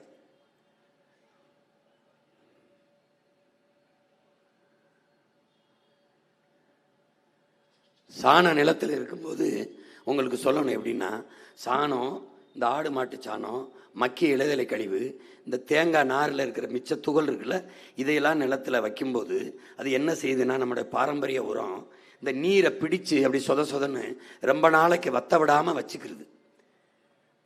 அதனால நீரின் தேவை குறைவாக இருக்கு. கொஞ்சோண்டு தண்ணி இருந்தால் கூட நம்மளால் வேளாண்மை செஞ்சிட முடியுது.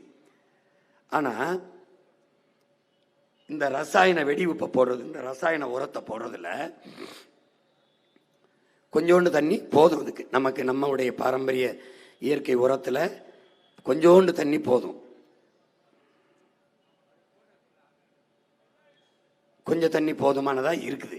ஆனா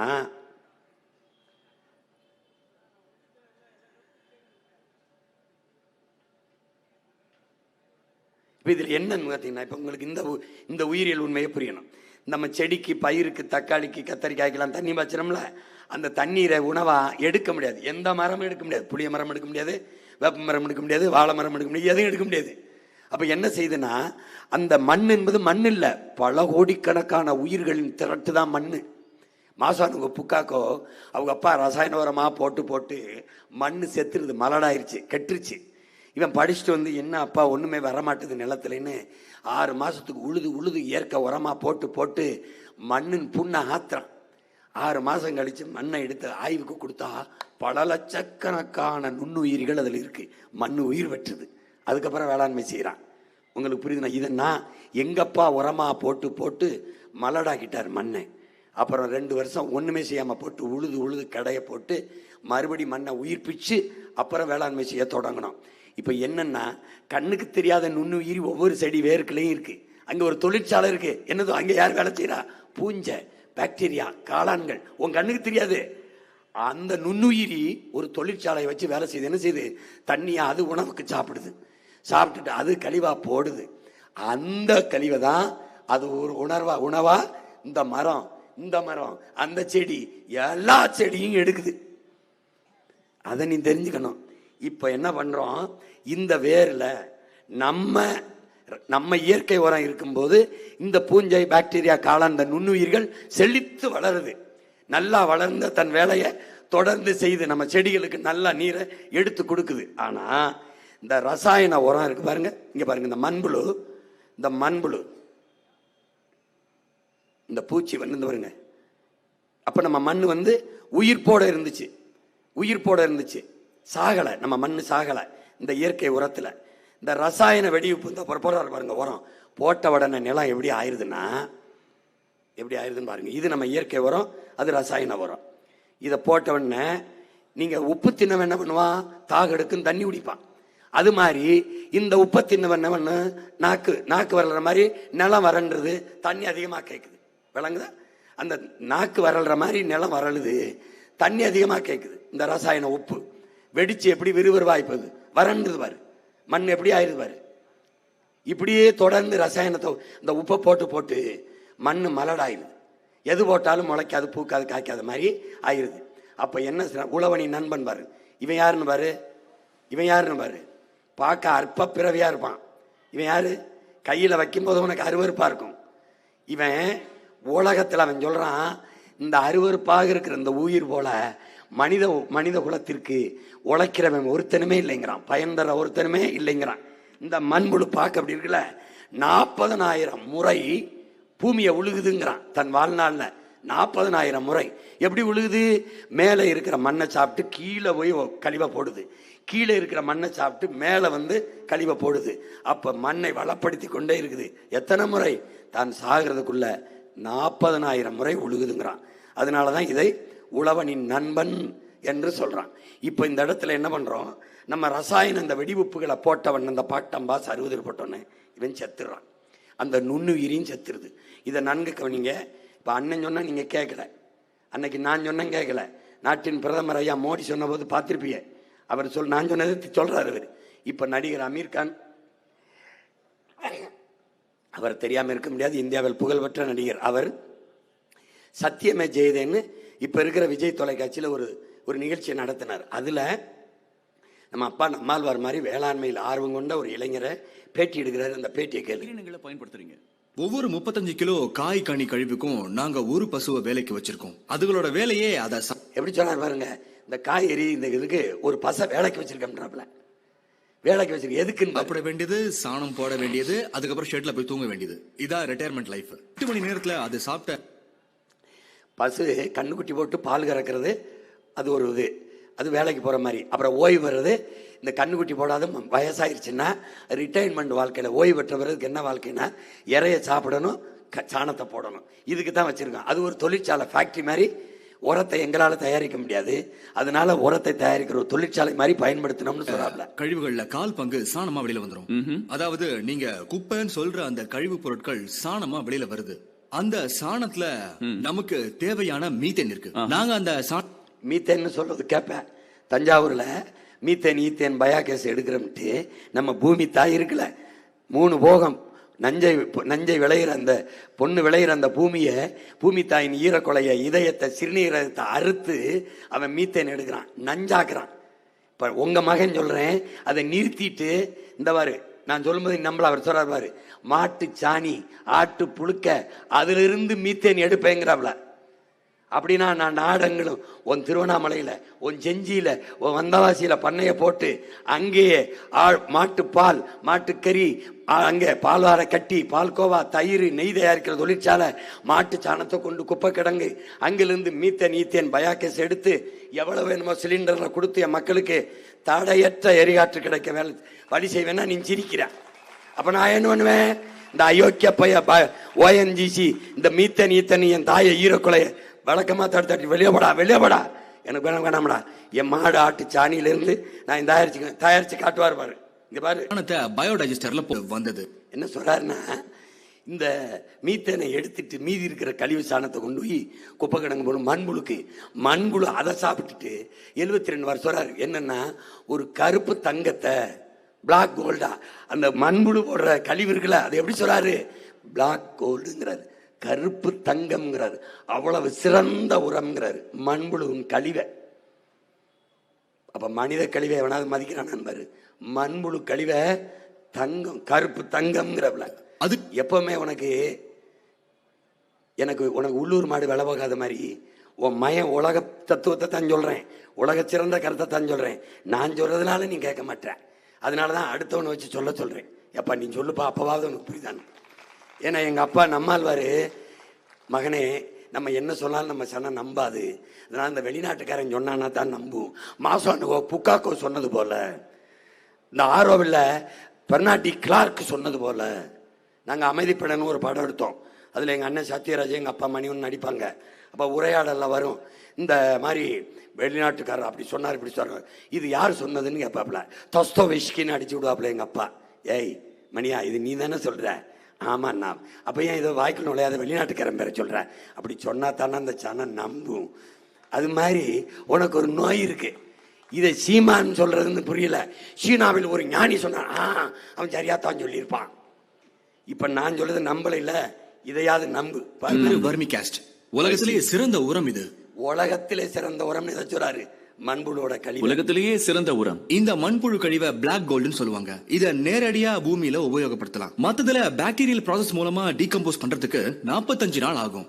9 மணிக்கு எங்க வண்டி வந்து அதை வேஸ்ட கலெக்ட் பண்ணிடும். 10:30 மணிக்கு அதை பசுக்களுக்கு போட்டுருவோம். 6 மணிக்கு சாணமா அது ரெடி ஆயிடும். அத பயோடைஜஸ்டர்ல போட்டா மீத்தேன் இல்லாத சாணமா வெளியில வந்துரும். உடனே அதை மண்புழு குழியில போட்டுருவோம். மறுநாள் மாலையோ இல்ல அதுக்கு அடுத்த நாள் காலையோ, அதாவது 72 மணி நேரத்துக்குள்ள நம்ம கையில பிளாக் கோல்டு இருக்கும். வேகமான ப்ராசஸ், எந்த மிஷினாலையும் இதை செய்ய முடியாது. சில நேரத்துல பசுக்கள் சாப்பிட முடியாத கழிவு பொருட்களும் எந்த டெக்னாலஜியாலையும் எந்த மிஷினாலையும் இதை பண்ண முடியாது. அதைத்தான் உங்க மையம் 15 வருஷமா கத்துறேன், நீ கேட்க மாட்டேங்கிற. இப்பவாது கேட்டு தவிச்சது ஒரு ஓட்ட போட்டு விடு. இப்ப அதை கொண்டு விட்டு செயற்கையா மண்புழு உரந்தவர் எப்படி ரசாயன உரத்துல சிக்கி சாயிறான் பாரு, அழிஞ்சு போறான். யாரு? Black gold. ஆகச்சிறந்த உரத்தை தந்தவன் செத்து போயிட்டான். எதுல? பாக்டம்பாஸ் 60, 20, யூரியா, சல்போட்டு, பொட்டாசியம், கண்ட கருமத்தை போட்டு மண்ணில் இருந்த இயற்கையான அந்த வளமிக்க அந்த உரங்களை கொன்னுட்ட பாரு, உன் பூமி செத்து போச்சு. இப்ப என்ன பண்ற? செயற்கையா மண்புழு உரம் தயாரிக்கிறேன்ட்டு கிளம்பிட்டேன். மண்புழு தயாரிக்கிற கூடம் ஒரு உரம் வச்சிருக்கா. எப்படி? செயற்கையா. முன்னாடி ஒரு மண்வெட்டி ஒரு களை கொட்டிட்டு தோன்னா 50-100 புழு வரும். அதை எடுத்து மாட்டி தூண்டில் போட்டு மீன் பிடிப்பான். இப்ப மண்புழுவை தனியா தயாரிச்சுக்கிட்டு திரியிறா நீ. செயற்கை கருத்தரிப்பு ஒரு இருக்குல்ல, அது மாதிரி செயற்கையா ஒன்னே உருவாக்கிட்டு திரியிற. பார்த்துக்க. இப்ப இந்த ரசாயன உரத்து போட்டனால எப்படி அவன் சாகுறாங்கிற காட்சியை பார்க்கிற. இப்ப தயாரிக்கிறாங்க கூடாரம் கட்டி. என்ன கொடுமை பார்த்துக்க, எப்படி பார்த்துக்க. இயற்கையா இருந்ததை அழிச்சு விட்டு செயற்கையா உற்பத்தி செய்யறேன்னு கிளம்பிட்டாங்க.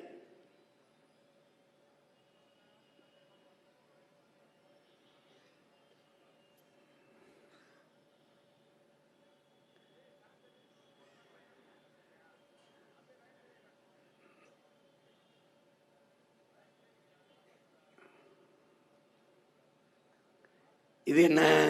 கீழே ஒரு ரசாயன உரத்தை போட்டோம். இவன் யாரு தெரியுமா? மீதி உரம் இருந்துச்சு பாருங்க, மீதி வெடி மருந்து. பாதி வெடி மருந்த உரமா தயாரிச்சான், மீதி வெடி மருந்த பூச்சிக்கொல்லின்னு தயாரிச்சிட்டான். கீழையும் நஞ்சு, மேலையும் நஞ்சு. இந்த நுட்பத்தை நல்லா கவனிக்கணும். இந்த பாரு, 3-4 தடவை பயிரில், செடியில் எல்லாத்துலேயும் பூச்சிக்கொல்லி, பூச்சி மருந்துன்னு அடிக்க ஆரம்பித்தோம். இது எலி மருந்துன்னு சொல்ற. தின்னா எலி மட்டும் சாகிறது இல்லை, தென்னா நீனும் செத்துருவேன். அப்படின்னா இது எலி கொல்லி இல்லை, ஆள் கொல்லி, உயிர்கொல்லி. அதை நல்லா கவனிச்சுக்கணும். ஒன்னையே கொல்லுது. எலி செத்தவன சாப்பிட்டவன செத்துருது. இதை மருந்தாக்கி பயிரில், காய்கறியில், தக்காளி, கத்தரிக்காய், வெண்டைக்காய் அந்த செடியில் தெளிச்சா, பூவில் தெளிச்சா என்ன ஆயிடுது? உடனே சாக மாட்டா, கொஞ்சம் நாள் கழிச்சு சாவ. இங்க பாரு, இந்த பூச்சி வருது, வண்டு வருதுன்னு எதனோன்னிறோம் அந்த ரசாயன மருந்துகளை அடிச்சு. எங்க அப்பாட்ட கேட்டேன், நம்மாழ்வார்ட்ட, இந்த பூச்சிகளை கொல்றதுக்கு என்னப்பா பண்றது? ஏப்பா பூச்சியை கொல்லணும்னு கேட்டாப்புல. ஒரு பூச்சி தேன் தருது, ஒரு பூச்சி பட்டு நூல் தருது. பல பூச்சிகள் மகரந்தத்தை கடத்தி, இந்த பூலேருந்து அந்த பூவுக்கு மகரந்த கடத்தி உயிர் பெருக்கு, உற்பத்தி பெருக்கத்தை, விளைச்சலை பெருக்குது.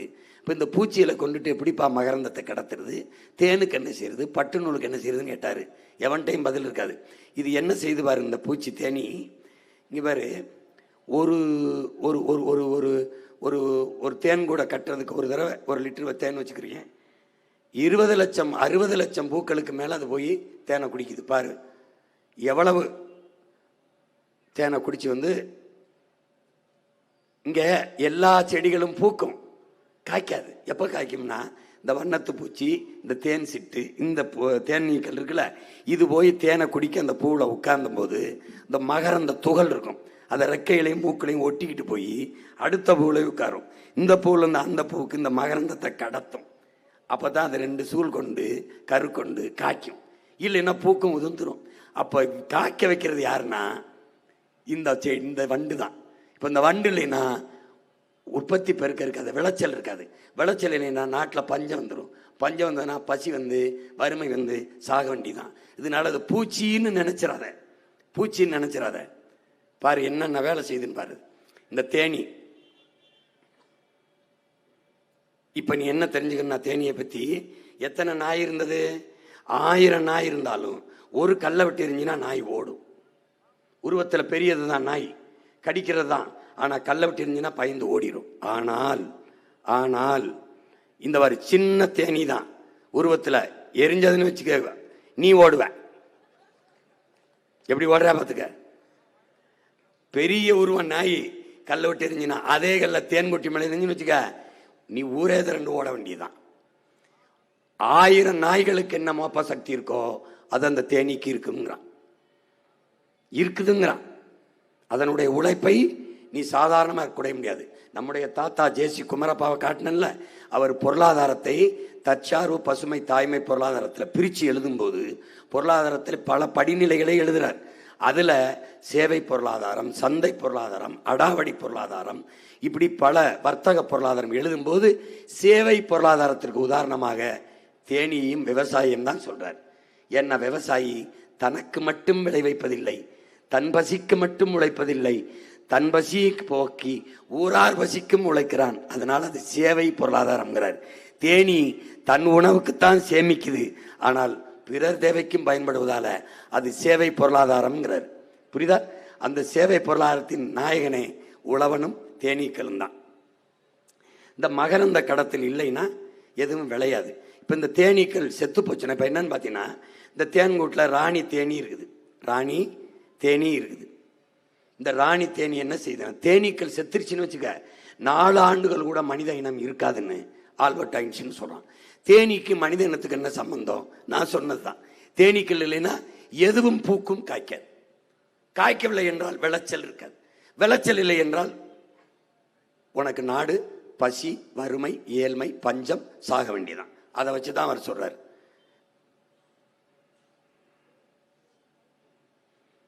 இந்த பூச்சி ஏன் சாகுது?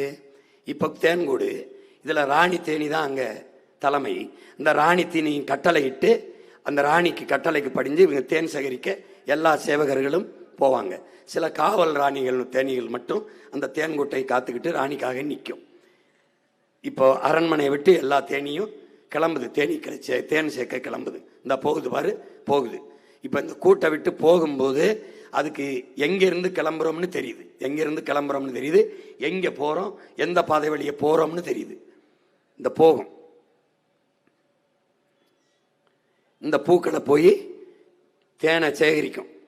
பல லட்சக்கணக்கான 60-70 லட்சம் பூக்களை போய் அது தேனை எடுக்குது. ஒவ்வொரு செட்டுக்கும் அவ்வளவு போராடுது, சேர்த்துக்கிட்டு வருது. இப்போ என்னன்னா, இந்த பூக்களில் கத்தரி செடி, சொரக்காய் செடி, பூசணி செடி, முருங்கைப்பூ, மாம்பூ எல்லாத்துலேயும் நம்ம என்ன செய்கிறோம் பாரு, பூச்சி மருந்து அடிக்கிறோமா? பூச்சி மருந்து இல்லை, உயிர்கொல்லி விஷத்தை கொட்டிடும். கொட்டின உடனே இந்த பூச்சிகள் தேனீக்கள் வந்து அந்த தேனை உண்ணுது. தேனா இல்லாமல் விஷமானதுனால எப்படி மயங்கி விழுகுது பாரு, எப்படி விழுகுது பாரு. அப்படியே என்ன விஷத்தை குடிச்சு தேன் இல்லாமல் விஷமானால செத்து அப்படியே நில குழஞ்சி மயங்கி கீழே விழுகுது. இது எப்படின்னா, டாஸ்மாக் கடையில் போய் சரக்கு வாங்க போகும்போது வீட்டில் இருந்து போகும்போது அவனுக்கு வழி தெரியுது, எங்கே இருக்கு வீடு, எந்த வழியை வந்தோம்னு தெரியுது. வீரனை உள்ள இறக்கிட்ட பிறகு எப்படி எப்படி போறான் பாரு, எப்படி வந்தான் பாத்தியா, எப்படி வந்தான் பாரு. எங்க வந்தோம் எங்க போனோம் தெரியாம விழுந்து தெருவில் எப்படி கிடப்பானோ அப்படி அவன் கொஞ்சம் நேரம் கழிச்சு தெளிஞ்சு எந்திரிச்சிடறான். ஆனா இவன் செத்துறான். எப்படி, எந்த வழியை வந்தோம் எந்த வழியை போனோம் நினைவில்லாம ஒரு மயக்க நிலையில செத்துறான்.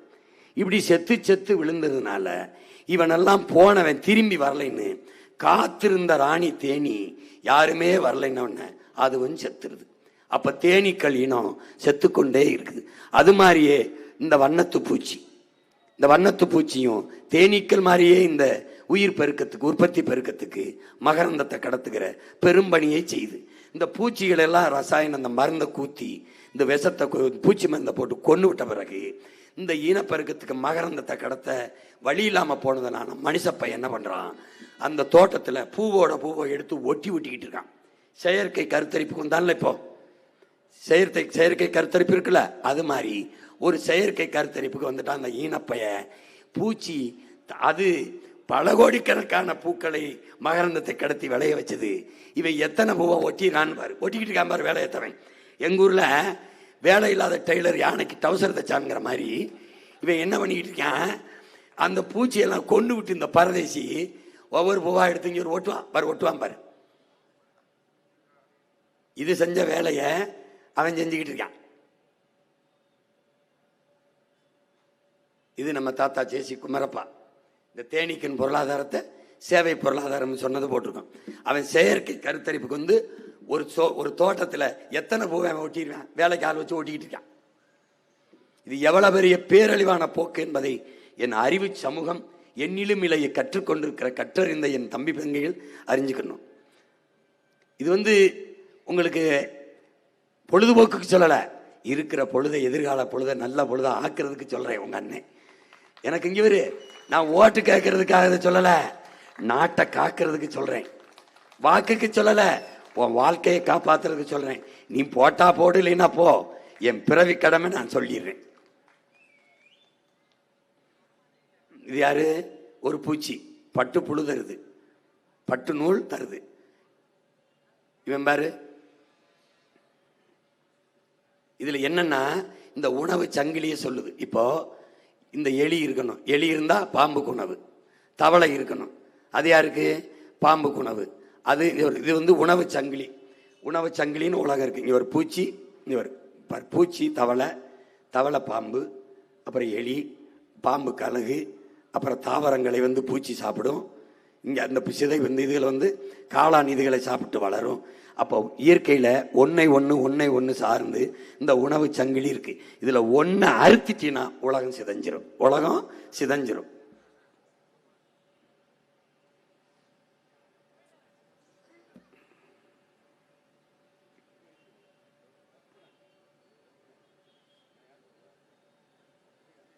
இப்ப இந்த மிளகாய் கொள்ளை, இந்த கத்தரி செடி, மற்ற பயிர்கள் எல்லாம் பூச்சி வந்து அடிக்குது. பூச்சி வரும்போது பூச்சி மருந்து அடிக்கிறோம். அதை அடிக்கக்கூடாது. அதுக்கு என்ன செய்யலாம், பூச்சி வராமல் தடுக்கணும். என்ன செய்யலாம்னா, அதிகபட்சமாக நம்ம அடிக்கணும்னா வேப்பம் புண்ணாக்கு வேப்பெண்ணெயை கரைச்சி தெளிச்சாவே பூச்சி இழந்த கசப்புக்கு வராது. இதுக்கு நம்ம முன்னோர்கள் செஞ்ச மேலாண்மை முறை என்னன்னா, ஒரு மிளகாய் கொள்ளை இருக்கு, கத்தரி கொள்ளை இருக்கு அப்படின்னா இந்த வரப்புல 4 ஓரத்துலையும் கொட்டமுத்துங்கிற ஆமணக்கு செடியை வளர்த்தாங்க. வயல்களில் பாத்திலையும் ஆமணக்கு செடியை வளர்த்தோம். இந்த ஆமணக்கு செடியில இருந்து விளக்கெண்ணெய் எடுத்தோம், அதுல இருந்து புண்ணாக்கு எடுத்தோம். இந்த விளக்கெண்ணெய் வந்து நீ விளக்கெண்ணெய்னா விளக்கெண்ணெய் அப்படின்னு நினைக்கிற, இங்கிலீஷ்ல பிரெஞ்சு ஆயில்னா அருமைங்கிற. உனக்கு எதையுமே இங்கிலீஷ்ல சொல்லணும், புரியுதுன்னு நினைக்கிறேன். உனக்கு இந்த பிரெஞ்சு ஆயில்னு விற்பான் தொலைக்காட்சியில, பிரெஞ்சு ஆயில், அதாண்டா நம்ம விளக்கெண்ணெய்னா இந்த விளக்கெண்ணெய்க்கு புரியாது. இந்த விளக்கெண்ணெயில தாளிக்கலாம், கை கால அடுக்கு நான் சுழி தேய்ச்சி விட்டாது பண்ணலாம். மிகுந்த சத்துள்ள தூய எண்ணெய் இந்த விளக்கெண்ணெய். எங்க தோட்டத்தில் இருந்து நாங்க எங்க அம்மா எடுத்து உரல்ல ஆட்டுக்கல்ல ஆட்டி நாங்க பானையில வச்சு காய்ச்சி விளக்கெண்ணெய் எடுத்து எல்லாருக்கும் கொடுத்தோம். நாங்களும் காலங்காலமா பயன்படுத்தணும். எங்க வீட்டில் செஞ்சதை நாட்டில் நான் ஆமணக்க 1000-2000 ஏக்கர்ல விளைய வச்சு ஆமணக்கில் இருந்து எண்ணெய் இந்த பிரெஞ்சு ஆயில் உன் இளவு கர்மாங்கிறதுக்கு விளக்கெண்ணெய்னு போட்டு விற்று எப்படி இது என்ன பண்ணுவோம்னா, இந்த வரப்பு ஓரத்தில் இந்த ஆமணக்கை வளர்த்துட்டா எந்த பூச்சி வண்டும் அந்த ஆமணக்கு செடியில் உட்காந்துரும். ஏன்னா அந்த ஆமணக்கு இலை அவ்வளவு சுவையாக இருக்கும். பூச்சி புழு அதையே சாப்பிட்டுக்கிட்டு உள்ளே போகாது. வாட்ச்மேன் வேலையை, செக்யூரிட்டி வேலையை இந்த கொட்டமுத்து செடி, ஆமணக்கு செடி செஞ்சிடும்.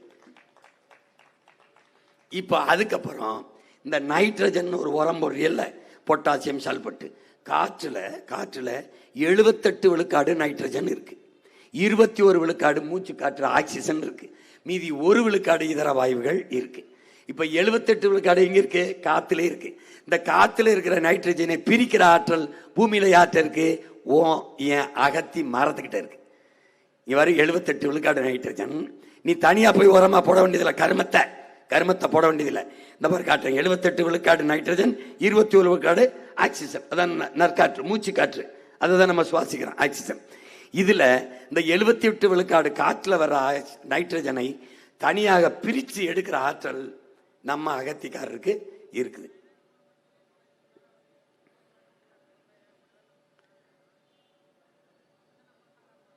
காற்றின் கலவையில் அதான் சொல்றேன்.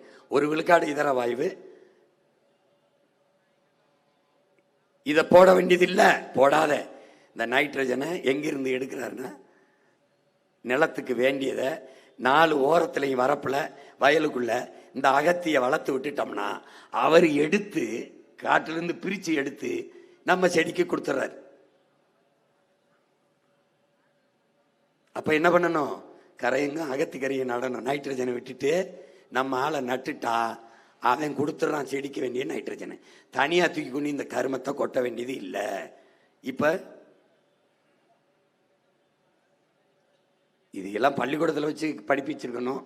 அதை செய்யாதனால நான் மேடையை போட்டு உங்ககிட்ட கத்திட்டு கிடக்கிறேன்.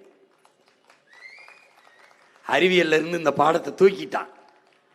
இப்ப நான் என்ன செய்யறது? என் பிள்ளைகளுக்கு, உங்களுக்கு இல்லை, ஆத்தால பொண்ணுக்கு இல்லை, எனக்கும் பின்னாடி வர என் தம்பி தங்கைகளுக்கு இப்ப என்ன நம்ம கனவு? நஞ்சில்லா உணவு, அதுவே நம் கனவு. யாரு? எங்க அப்பா எங்களுக்கு சொல்லிட்டு போனது. அதை அப்பன் செய்ய முடியல, மகன் செய்வேன்னு இந்த வேலையை செஞ்சுக்கிட்டு இருக்கேன். நஞ்சில்லா உணவு, அதுவே நம் கனவு. அப்ப மறுபடியும் என்ன பண்றோம்? ரசாயன உரத்தை விட்டுட்டு பாரம்பரிய இயற்கை வேளாண் முறைக்கு நம்ம திரும்புறோம். அப்போ இதை செய்யணும் அப்படின்னா, இது சரியா இருக்கு என் மகன் சொல்றதுன்னா, உன் மகனுக்கு ஓட்டை போட்டு ஜெயிக்க வச்சு நாட்டை கொடு. இல்லை வேணாம்னா அவங்க கிட்டே கொடுத்துரு. வருங்கால பிள்ளைகள் நஞ்சில்லா உணவு உண்ணணும், மருத்துவம் தேவைப்படக்கூடாது, உணவே மருந்தா இருக்கணும், நல்ல காற்று இருக்கணும், நல்ல குடிநீர் இருக்கணும், படிக்க நல்ல கல்வி இருக்கணும், பார்க்க மருத்துவம் இருக்கணும், நடக்க பயணிக்க பாதை இருக்கணும், நல்ல போக்குவரத்து இருக்கணும், எரிக்க தடை இல்லாத மின்சாரம் இருக்கணும், எரிகாற்று.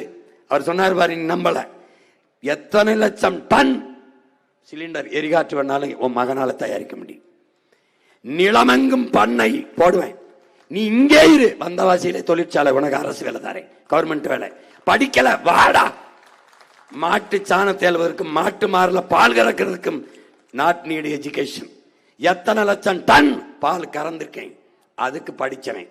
எவ்வளவு ஏற்றுமதி செஞ்சேன், எவ்வளவு உள்ளூர் உணவு தேவைக்கு, எவ்வளவு பாலாடை கட்டிக்கு, எவ்வளவு நெய்க்கு, எவ்வளவு தயிருக்கு, எவ்வளவு மோருக்கு, எவ்வளவு வெண்ணெய்க்கு போயிருக்கு, கணக்கு படித்தவன். வெளிநாடுல சந்தைப்படுத்த படித்தவன். எவ்வளவு டன் கம்ப்யூட்டர்ல எழுதி வைக்க, சாப்ட்வேர் இன்ஜினியர், எல்லாருக்கும் படித்தவன். படிக்காதவன் அனைவனுக்கும் அரசு வேலை ஆவான் அவன் வாழ்விடத்திலே. வந்தவாசியில வேளாண் பண்ணை, வந்தவாசியில என்னடா வரும்? மண்ணியல் ஆய்வறிஞர் எடுப்பேன். ஐயா இங்க கரும்பு அருமையா வரும், போரா கரும்பு 2000 ஏக்கர், போரா தொழிற்சாலை, நாட்டு சர்க்கரை, எத்தனால் பெட்ரோல், வெல்லம், கரும்பு சக்கையிலிருந்து சாப்பிடுற தட்டு, பல இண்டஸ்ட்ரி. ஐயா மரவள்ளிக்கிழங்கு நல்லா வரும், போரா மரவள்ளிக்கிழங்கு. மரவள்ளிக்கிழங்கு உணவு தேவைக்கு. மரவள்ளிக்கிழங்குல இருந்து நூல் எடுக்கிறேன், பை தயாரிக்கிறேன். இந்த பிளாஸ்டிக் பை இருக்குல்ல, ஜப்பான் என்ன பண்ணிட்டான் தெரியுமில்ல?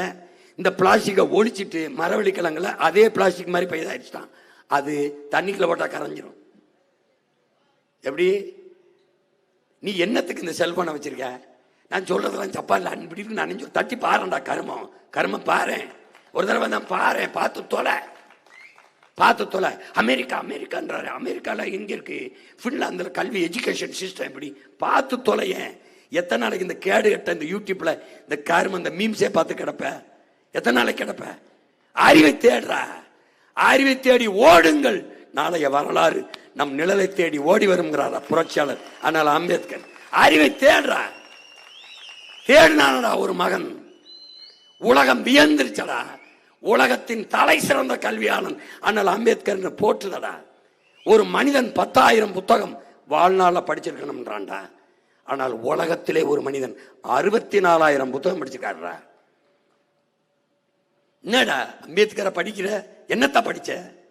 படுக்கிற இடம் கூட படிக்கிற இடத்திற்கு பக்கத்தில் இருக்கும்னு எங்க நூலகம் லைப்ரரி இருக்கோ அங்க அறை எடுத்து தங்கி படிச்சவன்டா. உலகத்திலே ஒரு தனி மனிதன் நூலகம், ஆசிய கண்டத்திலேயே ஆகப்பெரிய லைப்ரரி நூலகம் இருந்தது அண்ணல் அம்பேத்கரோட தான். பைத்தியக்கார அவன் ஜமீனாடா, திவானா, அமைச்சனும் பெரிய என்ன சொல்ற மன்னனா? இல்லை, சாதாரண மகன். ஆசிய கண்டத்திலே ஒரு தனி மனிதனின் நூலகம் மிக பெரிதாக இருந்தது அவரோட தான். அவன் தான்டா சொல்ற, அறிவை தேடி ஓடுங்கடா, நாளைய வரலாறு உங்கள் நிழலை தேடி ஓடி வரும். தேடுங்கடா. படிக்கிறதும் இல்லை, கேட்கறதும் இல்லை. படிச்சவன் அக்கறையோட சொன்னா கேட்கறதும் இல்லை. என்ன பண்ற நீ? எதை தேடுற நீ? நடிச்சா போதுமாடா, நாட்டை கொடுத்துருவியாடா? நடிச்சா போதுமா? நடிச்சிட்டாலே எல்லாம் வந்துருதாடா. நடிச்சிட்டாலே. நாட்டு விடுதலைக்கு போராடி செத்தவன் நல்ல கண்ணு யாருன்னு தெரியல, நடிகனை எல்லாம் தெரியுது. எங்கடா கொண்டு வர உன் நாட்டை? அதிகாரத்தை களைச்ச உடனே அதிகாரத்தை கொடுத்துருங்க, ஒப்பனை அழிச்ச உடனே அரியணையை கொடுத்துருங்க. அது நீ ஏற்கிற. உனக்கு அறிவு இருக்கு, மானம் இருக்கு, சிந்திக்கிற நீ. நீங்க நடிச்சா நோட்டை கொடுப்போம் வாழ்றதுக்கு, நடிக்கிறத நிப்பாட்டிட்டா நாட்டை கொடுத்துருவோம் ஆள்றதுக்கு. ஒரு நிலைப்பாட்டை கொண்டிருக்க நீ இல்ல? அப்ப எங்களெல்லாம் பார்த்தா பைத்தியமா தெரியுதாடா? பைத்தியமா தெரியுது, கத்திக்கிட்டு சாகிறதுக்கு. ஏண்டா பிரபாகரனும் தலைவன், கக்கனும் தலைவன், காமராஜும் தலைவன், சிங்காரவேலனும் தலைவன், சீவானந்தமும் தலைவன், அயோத்திதாச பண்டிதனும் தலைவன், ரெட்டமலை சீனிவாச எம்ஜி ராசாவும் தலைவன். யார்? எனக்கு பாபு சிதம்பரனார் ஒம்பாட்டன் செக்கெழுத்தவனும் தலைவன், பசும்பொன் தெய்வ திருமதி முத்துராமலிங்க தேவரும் தலைவன், ராமசாமி படையாச்சியும் தலைவன், அத்திப்பாக்க வெங்கடாச்சல நாயக்கனும் தலைவன், நடிகனும் தலைவன். பைத்தியக்கார பைத்தியக்கார. அறிவு கொண்டு சிந்திச்சு செயல்படுற, கலையை ரசி போற்று. அவன்கிட்ட நாட்டை கொடுப்போம்ங்கிற தலைவனுக்கு நடிகனுக்கு வேறுபாடு தெரியாத தற்குறியாடா நீ? தற்குறியா? எந்த மாநிலத்தில் சினிமா இல்ல? கேரளாவில் இல்ல? மம்முட்டி மோகன்லாலோட சிறந்த நடிகர் இருக்கானடா, இருக்கானா? மம்முட்டிட்டு கேட்கிறாங்க, நீங்க ஏன் கட்சி ஆரம்பிக்கலன்னு. எங்க மக்கள் திரையரங்குல தலைவரை தேடுறது இல்லையே, ஒரே வார்த்தையில் செருப்பு கட்டி போயிட்டான்டா. பிரேம் நசீர்னு ஒரு நடிகர் இருந்தா தெரியுமாடா? பிரேம் நசீர்னு சூப்பர் ஸ்டார், 500 படங்களை நடிச்சவன் பிரேம் நசீர், சூப்பர் ஸ்டார். காங்கிரஸ்ல இருந்தார். மேடையில் பேச சொல்லிட்டு இருந்தாங்க, பேசிக்கிட்டு இருந்தார். ஒருத்தன் எந்திரிச்சான், அவரை உட்கார சொல்லுன்ட்டான். எங்க இல்லடா, கேரளாடா, உட்கார சொல்லுன்ட்டான். ஒருத்தர் எந்திரிச்சு போய், ஏய் அவர் எவ்வளவு பெரிய நடிகர் தெரியுமில்ல, அதனாலதான் சொல்றேன் அவரை உட்கார சொல்லி அவரை பேச சொல்லுன்ட்டான். போய் அவரை நடிக்கிற வேலையை பார்க்க சொல்லியா? தலைவன் இங்க உட்காந்துருக்க, அவனை பேச சொல்லுன்ட்டாப்ல. திரும்பி விட்டு திருப்பி வந்து ஒரு மொத்த ரசிகர்களையும் கூப்பிட்டாப்ல. 2 லட்சம் 3 லட்சம் பேர் கூட்டிட்டான். நான் கட்சி ஆரம்பிக்க போறேன்னாப்ல, பரபரன்னு 5-6 செருப்பு போட்டு இருந்துட்டேன். அதோட கீழே இருந்து இறங்கி போனவன் தான். எந்த நடிகனுக்கும் கேரளாவில் கட்சி ஆரம்பிக்கணும் என்னவல்ல. பைத்தியக்காரா. மேற்கு வங்கத்தில் சினிமா இல்லை, மகாராஷ்டிராவில் சினிமா இல்லை, ஷாருக் கான், சல்மான் கான், அமீர் கானோட நடிகர்கானா? போடா போடா போடா, போய் வரலாற்றை படிடா. வெக்கம் இல்லாம மார்க்ஸுங்கிற, எங்கல்ஸுங்கிற, இங்கர்சாலுங்கிற, சாக்ரட்டிஸுங்கிற, பிளாட்டோங்கிற, அரிஸ்டாட்டிங்கிற, ஃபிடல் காஸ்டோங்கிற, சேகுவாராங்கிற, ஹோசிமேராங்கிற, புத்தன்கிற, பூலேங்கிற, அம்பேத்கருங்கிற, எல்லாரையும் படிக்கிற. அப்புறம் ஏன்டா நடிகனுக்காக போய் செத்து துடிக்கிற? பைத்தியக்கார பைத்தியக்கார பைத்தியக்கார. போடா போடா. பொழுதுபோக்கு தளத்தில் உனக்கான தலைவனை தேடாதே, போராட்ட களத்தில் தேடு. திரையில் தேடாதே, தரையில் தேடு. காத்தடிக்கிற திசையெல்லாம் பறந்து போகிற பதராக இருக்காதே. புயலே அடித்தாலும் அசையாமல் அதே இடத்தில் கிடக்கிற வீரியமிக்க நெல்மணிகளாக இருங்கள்.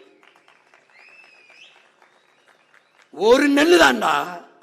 கூட்டமல்லட அரசியல், உயர்ந்த கொள்கைதான் அரசியல். நல்லா கவனிச்சுக்க, ஒரு நெல்லு தான், ஒரு நாற்று தான். ஒற்றை வைக்கோல் புரட்சிங்கிற மாசானு புக்காக்கோ. ஒற்றை வைக்கோல், ஒரு நெல்லு ஒரு நாற்று நடவுதான் நம்முடைய அப்பன் நம்மாழ்வார் வலியுறுத்துறான். ஒற்றை நாற்று தான் நடுறான், அது 80 நாற்றா விரியுதுறான். ஒற்றை நாற்று 80. ஒரு நாற்று 20 நெல்மணிகளை இருந்தாலும் 1600 நெல்மணிடா. ஒரு நெல் 1600 நெல்மணியை உருவாக்க முடியும் என்றால், ஒற்றை மகன் 36 லட்சம் நெல்மணிகளை விளைய வைக்க முடியும் என்றால், 36 லட்சம் நெல்மணிகள் எத்தனை கோடியாக பெருக்கும் என்பதை அறிவு சமூகம் புரிஞ்சுக்கணும். உன் மகன் பேசுறதை கேட்டு காத்துல வாங்கிட்டு போகாத, கடத்து, கடத்துறா. தேனி எப்படி கடத்துது மகரந்தத்தை, அப்படி கடத்து. புரட்சி என்பது என்ன என் உடன் பிறந்தவனே? என்ன? ஒரு வண்டி நிறைய குப்பை, எவனும் வண்டி நிறைய தீப்பத்தி நெருப்பை எடுத்துட்டு போவது இல்லை. ஒரு தீப்பட்டி, ஒரு தீக்குச்சி தான் புரட்சி என்பது. என்ன? ஒவ்வொரு மனிதனின் காலடிக்கு கீழே காய்ந்த சருகுகளாக காத்து கிடக்கிறது. ஒரு தீக்குச்சியின் உரசலுக்காக காத்து கொண்டுங்கிறான். உரசி போடுறா, பத்தி எரியட்டும். தனி மனிதன் சீமான் இங்க பாரு, ஒரு சிறிய விளக்கு மெழுகுவர்த்தியில் இருக்கிற தீபத்தை அப்படின்னு ஊதுனா அணைஞ்சிரும்டா. வாய்கிட்ட ஊதுற காத்தே அணைச்சிருக்கு. தனியா திணின்னு சின்ன நெருப்பா இருந்தா, இதே நெருப்பு அடர்ந்த காட்டுக்குள் பற்றி பெருநெருப்பாக மாறுகிற போது எந்த காற்று ஊதி அணைத்ததோ அந்த காற்று ஊதி ஊதி ஊதி வளர்க்குது. இதுக்கு பேர் என்ன? புரட்சி. பெருந்தீ புரட்சி. தனி மனிதன், உங்கள் மகன் சாலையில் நடந்தால் விபத்து, ஆக்சிடென்ட். நாம் அத்தனை பேரும் எழுந்து நடந்தால் போக்குவரத்து நிறுத்தம், டிராபிக் ஜாம். இதாண்டா புரட்சி. தென்னை மரம் பார்த்திருக்கியா? தென்னை மரம், தென்னை மரத்துல முதல் மட்டையிலிருந்து அடிமட்ட வரை, முனிமட்ட வரை தான் பிறந்ததற்கும் இறந்ததற்குமான தடத்தை, மட்டை தென்னையின் உடம்புல மட்டை பதிச்சிட்டு போதுரா. தடம் மட்டை அப்படி பதிச்சிட்டு போகுது. பார்த்தா கரும்பில் தோகை, அகத்தியில் கணு, எல்லா இடத்திலும் ஒவ்வொரு கிளையும் இலையுமே தடம் பதிக்கிற போது மான தமிழ் மக்கள் பிறந்ததற்கும் வாழ்ந்ததற்கும் இறந்ததற்கும் தடம் இருக்கின்றார். இதை தாண்டா பிடல் காசல் சொல்றான். தடம் பார்த்து நடப்பவன் மனிதன், தடம் பதித்து நடப்பவன் மாமனிதன்கிறான். நீ மனிதனா மாமனிதனான்னு பார்த்துக்க. பிறந்தா இருந்த தடம் தெரியாம போகாதரா, வரலாற்றில் வாழ்ந்தாண்டா அப்படின்னு இருக்கணும். சொல்றான்டா விரல் விட்டு இத்தனை முன்னவர்களை, அப்படி வாழணும். இறந்த பிறகு வாழ்க்கை இருக்குன்னு நீ, உயிர் இருக்குன்னு நினைக்கிறியா? இன்னொரு பிறப்புங்கிறத நீ நம்ப மறுக்கிற. இருக்குல்ல, மறுபிறப்பு இருக்குல்ல. அந்த பிறப்பிற்கு உடலும் இல்லை, உயிரும் இல்லை, புகழ் இருக்கு. வள்ளுவ பெருமகனார் இருக்கானா? இல்லையடா, இல்ல. பிறந்து இறந்து போனான், ஆனால் இறந்தும் இரவா புகழ் பெற்றான். எப்படி? 2000 ஆண்டுகளாக தமிழ் மக்களோட இருக்கான். அவன் பாரதி இல்லடா, பாரதிதாசன் இல்ல, கம்பன் இல்ல, கபிலன் இல்ல, இளங்கோ இல்ல, சீர்த்தலை சீத்தனார் நம்ம முன்னோர்கள் எவனும் இல்ல, சேர சோழ பாண்டியன் இல்ல. ஆனால் புகழ் இருக்கு. அடுத்த பிறப்பு இறந்த பிறகு பிறப்பது புகழ் பிறப்பு. அதுக்கு வாழ்நாளே கிடையாது. உடல் இல்லை, உயிர் இல்லை, அதுக்கு மரணம் இல்லை. அப்படி ஒரு வாழ்க்கையை வாழணும்டா நீ. பைத்தியக்கார 500 ரூபா 1000 ரூபா பிச்சைக்கார காசுக்கு வாக்கை விற்கிறது, வாக்கி அரிசி வாங்கி திங்கிறதுக்கு சமம்டா. தூக்கி வீசுறா. வீசி தன்மானமிக்க தமிழ் மக்களாக கிளர்ந்து எழுந்து வரலாற்றை மாற்றி படை, மாற்றி படை மாறிச்சுடா. தமிழ் சின்ன சின்ன பசங்க வந்தாங்கடா, மாத்திட்டாங்க. தமிழ்நாட்டு அரசியலை புரட்டி போட்டாங்க. எழுது, இந்த தேர்தலை 23 எழுது, ஒற்றை விரலால் எழுது. உழவர் குடியோன் விவசாயிக்கு வாக்கை செலுத்தி தூக்குட. என்னந்த சூரிய ரெட்டல விவசாய சின்னத்தை விட உயர்ந்த சின்ன இருக்கா சொல்ற. என்ன விசில் உதிரி தெரிய போறியா? நீ தெரிய போறியா? என்ன பண்ண? திரையரங்களை ஊதி தெரிஞ்சா, தியேட்டர்ல ஊதி தெரிஞ்சா, இப்ப தெருவில் ஊதி தெரியுற. 2 ஒண்ணு தானடா. அங்க அடிச்சா விசில, இங்க அடிக்கிற. சூரியன் ஓட்டு போட்டு அவங்க வீட்டுல விடி, நாட்டுல எங்கடா விடியுது? எங்க விடியுது? ரெட்டலை அது 60 வருஷமா மொட்டலையா தான் இருக்கு, அடுத்தலையே விடல. என்னத்த விடுது? எங்க விடுது? எவன் தோற்றாலும் தோற்றான்னு இருக்கலாம். விவசாயி தோற்றான் இருக்கப்படாது. எத்தனை லட்சம் வேளாண் கோரி பெருங்குடி மக்கள் இருக்கிறீங்க. உங்க போராட்டங்கள் எல்லாம் உங்கள் மகன் நிக்காத நாள் இருக்கா? உங்கள் குரலோடு என் குரல் ஒலிக்காதது இருக்கா? உங்கள் வேர்வையோடு என் வேர்வை கலக்காம இருந்திருக்கா? அப்போ உங்களுக்காக நின்ன என்னோடு இந்த நேரத்தில் நிற்காமல் எப்போது நிற்க போகிறீர்கள்? எல்லா போராட்டங்கள் என்ற மகனோடு இந்த தருணத்தில் நிற்காமல் எப்போது? எல்லா பிரச்சனையும் தந்தவனோடு, எல்லா பிரச்சனையும் தீர்க்கணும் வந்தவனோடு யாரோடு நிற்க போகிறீர்கள்? யாரோட? பகுத்தறிவதும் என்ன, எது சரி என்று பகுத்து வகுத்து ஆய்ந்து தெளிந்து முடிவெடுக்கிற திறன் தான் பகுத்தறிவு. அது கூட எல்லாமே என்னப்பா? என்னது? அநீதிக்கு துணை போய்கிட்டு எத்தனை காலத்துக்கு திருப்பீங்க? அநியாயம்னு தெரியுது. அநீதியை எதிர்க்கு துணிவில்லாமல், அநீதியை எதிர்த்து அச்சமின்றி துணிந்து எதிர்த்து போராடுகிறவன் எவனோ அவனே உண்மையான ஜிகாத் என்கிறார் ஸல்லல்லாஹு அலைஹி வஸல்லம் நபிகள் நாயகம் அவர்கள். நீ எங்க அநீதியை எதிர்த்து துணிஞ்சு போராடுற? புரட்சித்தீய அநீதிக்கு எதிரான புரட்சித்தீயை பற்ற வைக்கவே நான் வந்தேன் என்கிறார் இறைமகன் இயேசு. அவர் பற்ற வைத்த புரட்சித்தீயை நான் பற்ற வச்சுட்டு ஓடுறேன். நீ எச்சியை காரி திருப்பி அணைச்சிக்கிட்டே இருக்கிய தொடர்ந்து. எங்க நீ எரிய விடுற? எங்க எரிய விடுற? அஞ்சுவதும் அடிவணிவதும் தமிழன் பரம்பரைக்கே கிடையாதுங்கிறான் என் தலைவன். எவனுக்காக சரணடைஞ்சிருக்கானாடா? 206 வழக்கு வாங்கின இந்திய நாட்டில் ஒரு அரசியல் கட்சியை நடத்துற ஒரு தலைவனை சொல்றான். 260 வழக்கு வாங்கின ஒரு மகனை சொல்லு பாப்போம். என்ன கொள்ளையடிச்சனா, இல்ல கொலை பண்ணனா, இல்ல என்ன பண்ண லஞ்சம் வாங்கினா, ஊழல் செஞ்ச ஒண்ணு பேசுனேன் அவ்வளவுதான். 200 ஒரே நாள்ல 100 வழக்குடா. ஒரே நாள்ல 100 வழக்கு. செஞ்சுரி அடிச்சவன் நான் ஒருத்தன் தான். நான் ஏறாத நீதிமன்றம், இருக்காத சிறை சொல்லு பார்ப்போம். ஏன்? விழுந்து விட்ட தமிழ் பேரினத்தின் எழுச்சி. என்னை வளர்த்தவன் அப்படி. எப்படி? நான் செத்தாலும் சரி என் இன வாழணும், நான் வீழ்ந்தாலும் சரி என் இன எழணும், என் இனத்திற்கு வேண்டியது விடுதாய், விளை தலையானாலும் தருவேன். இதான் எங்க கோட்பாடு. ஏனால் உயிரினும் மேலானது எங்கள் உரிமை. என் உயிர் எனக்கு மட்டுமான இழப்பு, என் உரிமை என் ஒட்டுமொத்த இனத்திற்குமான இழப்பு. அதை விட உயிரை இழக்கலாம், உரிமை இழக்கக்கூடாதுங்கிற கோட்பாட்டோட நிற்கிற பிள்ளைகள். போட்டா போடு, போடலைன்னா போ. என் கடமை, நான் பேசணும், பேசிட்டேன். உன்னோட பிறந்துட்டேன், வயிற்றுல பிறந்துட்டேன், அதுக்கு என் பிறவி கடமை செஞ்சுட்டேன். வர்ற தேர்தலை பயன்படுத்திக்க, விட்டாத இந்த மகனை கெட்டியா பிடிச்சுக்க. நாடு மக்களும் நல்லா இருக்கணும்னா இந்த தேர்தலை நீ ஜெயிக்க வைக்கல, எவனாவது மனுக்கு எடுத்துக்கிட்டு வந்த கொன்னே விடுவேன். அண்ணே வீடை இடிக்கிறான், அண்ணே நிலத்தை பறிக்கிறான், அப்ப ஓட்டு போடும்போது எங்க போய் கிழிச்சா நீ? ஏன்னா எல்லாம் தெரியுது, எல்லாம் தெரியுது. அநீதியை தர்றவன், இந்த பிரச்சனையை தந்தவனே ஜெயிச்சுக்கிட்டு இருக்கானே. எப்படி? யார் போடுறா ஓட்டு? யார் போடுறா? எத்தனை காலத்துக்கு இந்த தவறை திருப்பி திருப்பி செய்வேன்? எல்லாரும் வீதிக்கு வந்துட்டு போராடி, அப்புறம் எப்படி உனக்கு போராட்ட தந்தவன் திருப்பி அதிகாரத்துக்கு வர? எப்படி வர? கள்ள ஓட்டு போட்டுக்கிறானா? எப்படி வர? பயன்படுத்திக்க, இந்த தேர்தலை பயன்படுத்திக்க. நீ இது இல்ல, இன்னும் 35 கூட்டம் இருக்கு. ஒவ்வொரு நாளும் போட்டு காட்டுவேன். கல்வி எப்படி கொடுப்பேன், வேலை வாய்ப்பு இங்க பேசிட்டல, வேற ஊர்ல போட்டு காட்டுறேன் பாரு, எப்படி வேலையை பெருக்கி கொடுப்பேன் வாழ்விடத்துலன்னு. நீ கவனி. எல்லாத்தையும் ஒரே நேரத்தில் போட நேரம் இல்லைல்ல. நாளைக்கு வேற கூட்டத்தில் காட்டுவேன். செல்போன்ல போ, யூடியூப் போ, லேட்டஸ்ட் ஸ்பீச், சீமானோட லேட்டஸ்ட் ஸ்பீச்னு தட்டு வந்துடும். பாரு, கொஞ்ச நேரம் பாரு. தேவையில்லாம பொழுத போக்குறதுக்கு இதை பார்த்து ஒரு நல்ல பொழுத ஆக்கு, தயவு செய்து ஆக்கு. புரியுதா? இப்போ இந்த மாவட்டத்தில் போட்டியிடுற, திருவண்ணாமலை மாவட்டத்தில் போட்டியிடுகிற ஆறுயிர் தம்பி மென்பொறியாளர் கணேஷ் அவர்கள், எங்களுடைய தகவல் தொழில்நுட்ப பிரிவினே முதன்மையான தளபதியாக இருக்கிற ஆறுயிர் தம்பி கணேஷ் அவர்களுக்கு நீங்கள் வேளாண்குடி மகன் விவசாயி சின்னத்தில் வாக்கு தர வேண்டும். அடுத்ததாக என் அருமை தங்கை ஆரணி சட்டமன்ற தொகுதியில் போட்டியிடுகிற தவமணி ரமேஷ் அவர்களுக்கு முதுநிலை வணிக மேலாண்மை கற்ற என் தங்கைக்கு வேளாண்மை விவசாய சின்னத்தில் வாக்கு செலுத்தி வெற்றி பெற செய்ய வேண்டும். பிறகு என்னுடைய அன்பு தம்பி திருவண்ணாமலை மாவட்டத்திலே திருவண்ணாமலை சட்டமன்ற தொகுதியிலே போட்டியிடுகிற வழக்கறிஞர் சு விக்னேஷ் அவர்களுக்கு விவசாய சின்னத்திலே வாக்கு செலுத்தி வெற்றி பெற செய்யுங்கள்.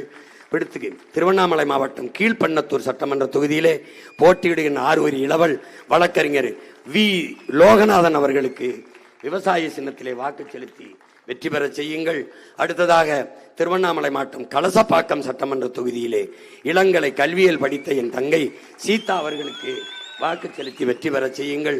அடுத்ததாக போலூர் சட்டமன்ற தொகுதி இளங்கலை கணிதம் படித்த என் தங்கை உமாதேவி பிரகாஷ் அவர்களுக்கு விவசாய சின்னத்திலே வாக்கு செலுத்தி வெற்றி பெற செய்யுங்கள். திருவண்ணாமலை மாவட்டம் செய்யாறு சட்டமன்ற தொகுதியிலே போட்டியிடுகிற என் அன்பு இளவல் வழக்கறிஞர் மு. தமிழ்ச்செல்வன் அவர்களுக்கு விவசாய சின்னத்திலே வாக்கு செலுத்தி வெற்றி பெற செய்யுங்கள். உங்கள் பிள்ளைகள் எங்களின் வெற்றி, உங்களின் வெற்றி. எங்களின் அதிகாரம் எம் மக்களுக்கானது, உங்களுக்கானது. நீங்கள் செலுத்தும் ஒவ்வொரு வாக்கும் நம் மொழி காக்கும், இனம் காக்கும், மண் காக்கும், அதன் மானம் காக்கும், எதிர்கால நம் தலைமுறை பிள்ளைகளின் வாழ்க்கையை பாதுகாக்கும் என்ற எண்ணத்தை கருத்தில் கொண்டு உங்கள் வாக்குகளை உங்கள் பிள்ளைகள் எங்களுக்கு செலுத்தி வெற்றி பெற செய்யுங்கள். புரட்சி எப்போதும் வெல்லும். உங்கள் பிள்ளைகள் எங்களின் வெற்றி அதை சொல்லும். எங்கள் இலக்கு ஒன்றுதான், இனத்தின் விடுதலை. இனம் ஒன்றாவோம், இலக்கை வென்றாவோம்.